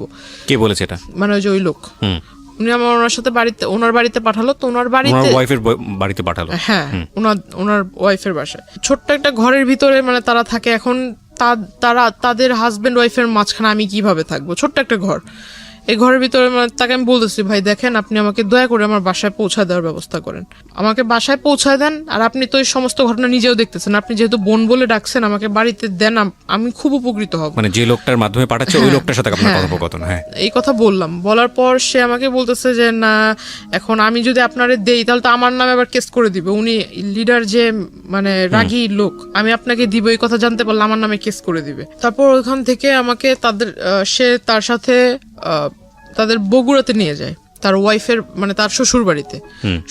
মানে উনি আমাকে বলতেছে যে বোন দেখো তোমাকে যদি এখন আমি তোমার বাড়িতে দিয়ে আসতে যাই তাহলে আমার নামে তো সে কেস করে দিবে, তো আমি আসলে কোনো যাও খেটে খাচ্ছি তাও খেটে খেতে পারবো না। মানে আপনাকে সেভ করতে সে তার বাড়িতে নিয়ে যায়? হ্যাঁ, তার শ্বশুর বাড়িতে নিয়ে যায়, তার ওয়াইফের সাথে, মানে সে সহ তার ওয়াইফ, তাদের দুজনের সাথে আমাকে তাদের শ্বশুর বাড়িতে নিয়ে যায় বগুড়াতে। আপনি কি ইন দ্য মিনটাইম আপনার ফ্যামিলির সঙ্গে যোগাযোগ করতে পেরেছিলেন? কল করেছিলাম কিন্তু সেটা বলে দিছে ওনার ওয়াইফ বলে দিছে। আপনার ফ্যামিলির সঙ্গে কথা হয়েছে? আপনার মার সঙ্গে কথা হয়নি, কল করেছিলাম, কল রিসিভ করেনি। ওকে, আননোন নাম্বার দেখে কল রিসিভ করেনি। কিন্তু এটা আবার অলরেডি আপনাকে যে চিন্তাই করেছে বা যে অপহরণ করেছে সে ইনফর্ম হয়ে গেছে। ওকে, তারপর জেনে গেছে। তারপর ওই বগুড়া থেকে সে হয়তো কোনো কিছু একটা ভেবেছে ওইখানে সেফ না বা আমাকে রাখলে সে ধরা খায় যাবে। আর এই মাঝখানে সে জানতে পেরে গেছে তাকে অনেক সাংবাদিক বা পুলিশের লোক সোর্স তাকে ফোন করেছে, এটা সে জানতে পেরেছে। আর সে হয়তো কিছুটা ধারণা করতে পেরেছে যে পুলিশ তাকে খুঁজছে, এরকম কিছু। মানে সামহাও আপনার ফ্যামিলি থেকে স্টেপ নিয়েছে ইতিমধ্যে। ওকে, আমাকে বগুড়া থেকে ওই রাতের মানে যেদিন গেলাম বগুড়াতে আমাকে নিয়ে গেল সেদিনই ভোরবেলা, মানে সন্ধ্যাবেলা এখান থেকে গেল, ওইখানে যে পৌঁছেছি রাতের মেবি 2টার দিকে বা 2:30টার দিকে। ভোরবেলা সে আমাকে ওইখানে চলে গেছে আনার জন্য। সে আনবে, এটা কিন্তু 5 দিনের ঘটনা। সে আমাকে আনবে, আনার পথে মানে ওই সে ধরা খায় আর কি পুলিশের কাছে। হ্যাঁ, পুলিশ তাকে অ্যারেস্ট করে আমাকে থানায় বসায়। থানায় বসানোর পর আমাকে মানে যে মামলা নিবে এটা জিজ্ঞাসাবাদ করতেছে, তখন তার ওয়াইফ আসে। তার ওয়াইফ আইসা মানে আমাকে ওই ফোনের ভিতরে দেখায় যে আমি ওই যে আপনাকে বললাম যে গোসল করবার ঢোকার আগে যে 15 মিনিট আর সন্ধ্যাবেলা ঘুমানোর যে 15 মিনিট যে একটা ব্রেক দিত, ব্রেকের ভিতরে মহিলা ঘরের ভিতরে যাই করতো, ওটা তখন আমার সন্দেহটা বাস্তবায়ন হয় যে হয় কোনো স্পাই ক্যামেরা নয়তো কোনো ফোন সেখানে সেট করা থাকতো। আর সেই গোসল করার ভিডিও প্লাস আমি যে ঘুমাতাম, তো ঘুমের সময় মানুষ কোন টাইপের হয়ে যায় এটা তো কোনভাবে ঘুমায় এটা তো বলা মুশকিল। তো আসলে এই সমস্ত কিছু ইভেন আমি ঘরে বসে যে আমার ফ্যামিলির কথা মানে একা কথা বলতাম, সে সমস্ত কিছু ফোনের ভিতরে রেকর্ড হয়ে আছে। তো এই সমস্ত কিছু আমাকে তার ওয়াইফ দেখায়, থানার ভিতরে আসে, আইসা আমাকে দেখানোর পর সে আমাকে আবার তার 2টা বাচ্চা আমাকে বলতেছে তুই যদি আমার বাচ্চাদের দিকে তাকায়, আমার বাচ্চার বাবাকে যদি সেভ না করিস, আমার বাবা যদি জেলে চলে যায় তাহলে তোর জীবন শেষ। মানে এগুলো আমি পুরো একদম নেটের ওয়ার্ল্ডে ছেড়ে দিব। এটা ওর ওয়াইফ বলে? হ্যাঁ, ওনার ওয়াইফ বলে। তো এটা আমাকে প্রায় মানে বারবার বলতেছে। আমি ভিডিওটার এই কোশ্চেনটা যদিও কোশ্চেনটা প্রাসঙ্গিক, কিন্তু অনেকে মাইন্ড করতে পারেন, তারপর আমি করছি কেন করছি সেটা আমি একটু পরে বলবো। সেটা হলো, এগুলো কি সলো ভিডিও ছিল, শুধু ওয়াশরুমের ভিডিও ছিল, নাকি ওই ভদ্রলোক যখন আপনাকে স্লিপিং পিলগুলো খাইয়েছে তারপরে উনি আপনার সঙ্গে কি করেছে না করেছে সেগুলো ভিডিও করেছে? না না, ওইরকম না, শুধু গোসল করার ভিডিওগুলো ছিল। আমি প্রশ্নটা এই কারণেই করেছি যে এটা যদি সলো ভিডিও হয় তাহলে ডেফিনেটলি এটা যদি সে ওখানে ছাড়ে, সলো ভিডিও না যে কোনো ভিডিও যদি উনি ছাড়ে ইন্টারনেটে, যেটা ওনার ওয়াইফ আপনাকে থ্রেট করেছে বা এরকম কোনো কিছু করেছে, আচ্ছা আপনি আজকালকার যুগের একটা মেয়ে, আমি প্রশ্নটা মানে একটু রাগেই করছি আপনাকে, আপনি কি জানেন না বাংলাদেশে সাইবার ক্রাইম নামে একটা আইন আছে? এটা নিয়ে আমাকে আসলে পরে এটা নিয়ে অনেকেই আমাকে অনেক কথা শুনেছে, এবং এটা কত শক্তিশালী আইন এটা আপনি জানেন? কিন্তু আমার জন্য আসলে যে আমি আপনাকে বললাম না যে আমি কারোর সাথে মিশি নাই, কাউকে ফ্রেন্ড করি নাই, কারোর সাথে নিজের কথাগুলো শেয়ার করতাম না, এটা আমার একটা বড় খারাপ পয়েন্ট ছিল। পৃথিবীতে কারো মানে বাংলাদেশে কারো বাবারও সাধ্য নাই, যদি কথাটা এভাবে বলাটা উচিত না, যে কোনো মেয়ের বা কারো কোনো পার্সোনাল ইস্যু ভিডিও করে সেটা ইন্টারনেটে ছেড়েছে এবং তারপরে যে ভিকটিম হয়েছে সে যদি খালি মামলা করে এবং সে যদি কোনো আইনি স্টেপ নাই, এটা কারো মানে বললাম তো, এটা মানে কারোর সাধ্য নাই যে সেটাকে তার হাত থেকে বাঁচায়। কারণ অনেকেই মনে করে যে আমি অন্য কারো আইডি থেকে ছাড়বো, অন্য কারো থেকে ছাড়বো। এটার কিছু, এটাকে বলে মানে আইপি ট্র্যাক করে এটা ইজিলি বের করা সম্ভব, যেটা কে করেছে এটা বের করা কোনো ব্যাপারই না, এবং এটা খুব ইজিলি বের করা সম্ভব। এবং এগুলো অহরহ উদাহরণ আছে ইন্টারনেটে, ফেসবুকে এরকম ঘটনা ঘটতেছে এবং তারা অ্যারেস্ট হচ্ছে। যাই হোক, তারপরে কি হলো? ওনাকে তখন মামলা লেখা হলো, আর উনি মানে থানার ভিতরে আপনাকে ভয় দেখাচ্ছে। আপনি তো চাইলে পুলিশে তখনই ইনফর্ম করতে পারতেন। তখন মানে আসলে তো উনি আমাকে মানে শুধু সামনে এসে বলতেছে, অথচ আমার মা আমার সামনে আসতেছে, তখন আমার ভিতরে একটা ভয় কাজ করতেছে। আমার মা সামনে এসে আমাকে বুঝাইতেছে যে তুই ভয় না পেয়ে যা ঘটছে সেটা বলে ফেল। আসলে আমার ভিতর চিন্তা যে এই মহিলা যেভাবে বলতেছে, এখন এটা যদি সবার কাছে দেখায়, এখন একটা মেয়ের কাছে তো তার মানে শুধু মেয়ে না, যে কোনো মানুষের কাছে তার সম্মান অনেক ইম্পর্টেন্ট। হ্যাঁ, এখন এটা যদি আমি যে এলাকা থেকে বিলংস করি, এটা তো মানে অনেকটা গ্রাম্য এলাকার মতো, তো এখানে যদি এই জিনিসটা একবার ছড়ায় তাহলে তো আমার কথা নিলাম বাদ দিলাম, আমার ফ্যামিলিটা কি হবে? আর আমার মা তো এত বছর ধরে নানুর বাসায় আছে, আমার বাবার বাসায় থাকলে একটা আরেক কথা। ইনস্ট্যান্টলি আপনার জবানবন্দি নিয়েছে? ওই সময় আপনার জবানবন্দি নিয়েছে না পরে নিয়েছে? মানে যে কোর্টে যে নেয়, কোর্টে তো অনেক পরের বিষয়। থানাতে কি হয়েছে আপনি সেটা বলেন? থানাতে মামলা হয়। হ্যাঁ, কি মামলা হয়? থানাতে মামলা হয় যে আমার যে কি বলে মাইনর, হ্যাঁ ওই যে নারী ও শিশু, মানে তখন তো আমার বয়সটা হয়নি। হ্যাঁ, নারী ও শিশু নির্যাতন আইনে মামলা হয়, অপহরণ মামলা, এটার মামলা হয়। মামলা হওয়ার পর তাকে থানাতে সারা রাত্র রাখা হয়, পরের দিন তাকেও কোর্টে মেবি পাঠানো হয়, আর আমাকেও পাঠানো হয় আপনার যে হসপিটালে। বগুড়া কোর্টে? না না না, আপনাকে অ্যারেস্ট করেছে কোথায়? অ্যারেস্ট করেছে ঢাকাতে। ঢাকাতে অ্যারেস্ট করেছে, ওকে। তো আপনি ছিলেন তো বগুড়াতে? বগুড়া থেকে সে যখন ঢাকায় নিয়ে আসছে ওই দিনই, নামার পরে ঢাকাতে ল্যান্ড করার পরে, ওকে, ল্যান্ড তো না, ঢাকাতে আসলে আসার পরে। হ্যাঁ, তো আমাকে মানে কোর্টে নিয়ে যায়, কোর্টে যে ডক্টরের যে চেকআপ গুলো থাকে ওখানে থাকে, তো ডক্টর আমাকে, মহিলা ডক্টর বলতেছে যেটা ঘটেছে সেটা বলবেন। এখন মহিলারা তো আমি আর বলতে পারি না যে আমার এই মানে আমি তো নিজেই কনফিউজ যে আমাকে আদৌ কোনো ট্যাবলেট খাওয়াইছে কিনা, আদৌ আমাকে কোনো মানে কিছু খাওয়াইছে কিনা। এখন আমি বলতেছি যে না, আসলে ওরকম কিছু না। আমার ভয়টা ছিল যে ওনার ওয়াইফ যদি কিছু একটা করে ফেলে, আমাকে যেভাবে বলতেছিল, আর ওনার ওয়াইফের ব্যবহারটা খেয়াল করবেন প্রিয় দর্শক এবং শ্রোতা। একটা যেটা হচ্ছে মামলা কিন্তু হয়েছে অপহরণ, নারী নির্যাতন মামলা, ওখানে কিন্তু ওই মামলায় কিন্তু তিনি অ্যারেস্ট, কিন্তু মামলা যেইটার উপরে বেসিস করে মামলার গতিবিধি যাবে সেটা হলো এই মেডিকেল রিপোর্টটা। এটা খুব ইম্পর্টেন্ট, এবং হ্যাঁ, মেডিকেল রিপোর্টটাতে যেটা আসতেছে সেটা খুবই ইম্পর্টেন্ট। পাশাপাশি পারিপার্শ্বিকভাবে অনেক বিষয়েও লজিক্যাল ব্যাপার আছে, যে না ঠিক আছে তাহলে ওনাকে তুলে নিয়ে গেল কেন বা এরকম কেন করলো, সেগুলোও আছে, কিন্তু মেডিকেল রিপোর্টটা খুব খুব খুবই ইম্পর্টেন্ট। সেখানে কি হয়েছে দেখেন, বলেন। তারপর আমি আসলে ওনার ওয়াইফের কথা চিন্তা করে আমি ভাবলাম যে যেহেতু আমি ওর সামনে ম্যাজিস্ট্রেট আমাদের পরিচিত ম্যাজিস্ট্রেট, কিন্তু ম্যাজিস্ট্রেট আমার কথা শুনে সে খুব রাগান্বিত হয়ে যায়। আমি যখন বলি সেও খুব রেগে যায় যে যেটা ঘটতেছে তুমি সেটা বলতেছো না কেন, তুমি অন্যভাবে কথা বলছো কেন। তো আমি এটা করলাম, করার পর মানে এখান থেকে তাহলে আমাকে তখন ওই একটা পুলিশ, মানে যে মহিলাটা আমাকে, মহিলা কনস্টেবল যে নিয়ে গেছিল, সে আমাকে বলতেছে তুমি যে এই কাজটা করলে এখন এই লোকটা তো বেঁচে গেল, তোমার এই জবানবন্দির উপরে বেঁচে গেল। ওই জবানবন্দির উপরে যে সে আসলে জামিন পেয়ে যাবে, আমি ভাবছিলাম যে মানে যেটা হয়েছে আসলে ভালো তো হয়নি, কিন্তু আমারও তো হাত পা বাঁধার মতোই। মানে অন্য সবাই চিন্তা করতেছে যেটা হয়েছে, মানে তুমি মরে গেছো আবার মরার চিন্তা করতেছো কেন, সবাই আমাকে এইভাবে বলতেছে। তা আমার কথা হইতেছে যে বাবা যখন দেখবে, মা যখন দেখবে এই বিষয়টা, তখন কি ভাববে। ডিসিশন পাওয়ার পর আমরা নিজেদের যতটুকু যথাসাধ্য চেষ্টা করে যে আসামিকে অ্যারেস্ট করছি, তা আসামিকে অ্যারেস্ট করে লাভটা কি হলো? ডেফিনেটলি ক্ষিপ্ত হওয়াই উচিত। আমরা নিজেরাই ক্ষিপ্ত হয়ে যাচ্ছি আপনার কথা শোনার পরে, খুব রেগে যায়। তখন আসলে আমি চুপচাপ ছিলাম, তখন আমাকে সে রাগ করে আমাকে বলতেছে যে ওরে বাড়িতে দিয়েও লাভ নাই, এর থেকে থেকে বোঝা যাইতেছে যে আসামির সাথে ওর ভালো কম্বিনেশন আছে। ইউ ডোন্ট ডিজার্ভ ইট, প্রথম কথা হচ্ছে এটা, কারণ আপনি এত বড় রকমের ভুল করেছেন, আনথিঙ্কেবল। ওকে, তো তারপর? তখন আর আমাকে মানে কেউ পাত্তা দিচ্ছিল না, কেউ দাম দিয়ে কথা বলছিল না, কেউ আমাকে মানে কোনো একটা ভালো কিছুর জন্য বলছিল না, সবাই যেন এরা চলতো। 4 মাস না 5 মাস পর সে জেল থেকে বের হয়, বের হওয়ার সাথে সাথে আমার মামির সাথে কন্ট্যাক্ট করে, আমার মামির সাথে একটা ভালো রিলেশন তৈরি করে ফেলে, মামির কাছে এই পিকচারগুলো পাঠায়, মামি আমাকে এই পিকচারগুলো দেখায়। মামিকে পিকচার কি নেটের মাধ্যমে পাঠিয়েছে নাকি মেইল করে? মামির মেসেঞ্জারে উনি পাঠিয়েছে। সেটা তো নেটে ছাড়া হলো না, হ্যাঁ। ব্যক্তিগতভাবে আদান প্রদান হয়েছে, কিন্তু নেটে ছেড়েছে, আপনি নিশ্চিত হয়েছেন কিভাবে? এটা তো মামির ফোন থেকে, মানে ওনার যে আপনার আইডি খুলে যে ওইটাতে ছাড়ছে, সেটার লিংক মামিকে দিয়েছে, আইডির লিংকটা মামি আইডিতে ঢুকছে, ঢুকে পিকচার উনি দেখছে, দেখার পর আমাকে দেখাইছে। তখন আসলে আমি সুইসাইড করার আর কি মানে প্ল্যানটা করি। তখন থেকে মানে সে করে কি, ওই যে ওই পেপারস গুলা দিয়ে অভিযোগ করে 13টা জায়গাতে, যে পেপারস গুলোতে আপনার সাইন নিয়েছিল, অভিযোগ করার পর আস্তে আস্তে মানে ওই যে আপনার বাড়িতে র্যাব, তারপর পুলিশ, ডিভির লোক দিনে 3-4 বার করে কি এসে ছিল পেপারস গুলো? আমি আমার বাড়ির লোকের হয়ে অভিযোগ করেছি যে আমার বাড়ির লোকগুলা মাদক ব্যবসার সাথে জড়িত, প্লাস আমার সাথেও বাজে কাজ করায়, আমাকে ফোর্স করে।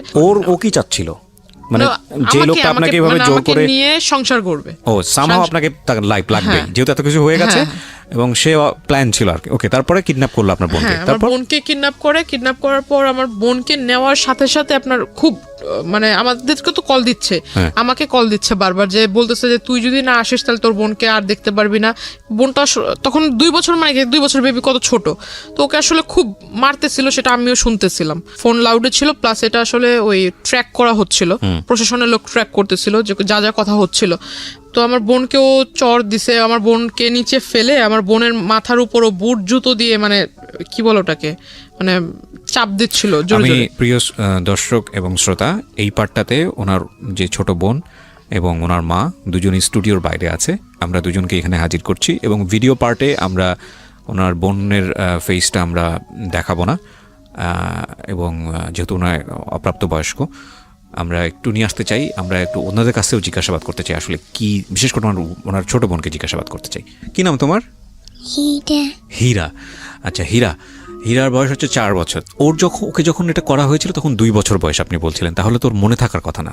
তারপরেও আমি টুকটাক, ওর আমাদের একটা প্লাস পয়েন্ট ছিল, আমাদের জন্য না, এটা প্রশাসনের জন্য প্লাস পয়েন্ট ছিল, যে প্রশাসন ওকে উদ্ধার করে, সেই প্রশাসনের কাছে ও যখন উদ্ধার করছে, ওই অন দ্য স্পটে আসামিকে অ্যারেস্ট করার সাথে সাথে, মানে ও কিন্তু ওকে যখন জিজ্ঞাসা করছে বাবু তোমার সাথে কি করছে, তখন মানে ও সমস্ত কিছু বলে। সেটা তো আমি মামলার চার্জশিটে, মামলা যেটা হয়েছে আমি সেখানে দেখলাম, নিজের মুখে বলছে। হ্যাঁ, মামলাতে কাগজপত্র আছে, দেখে আমি কিছু পাই নাকি।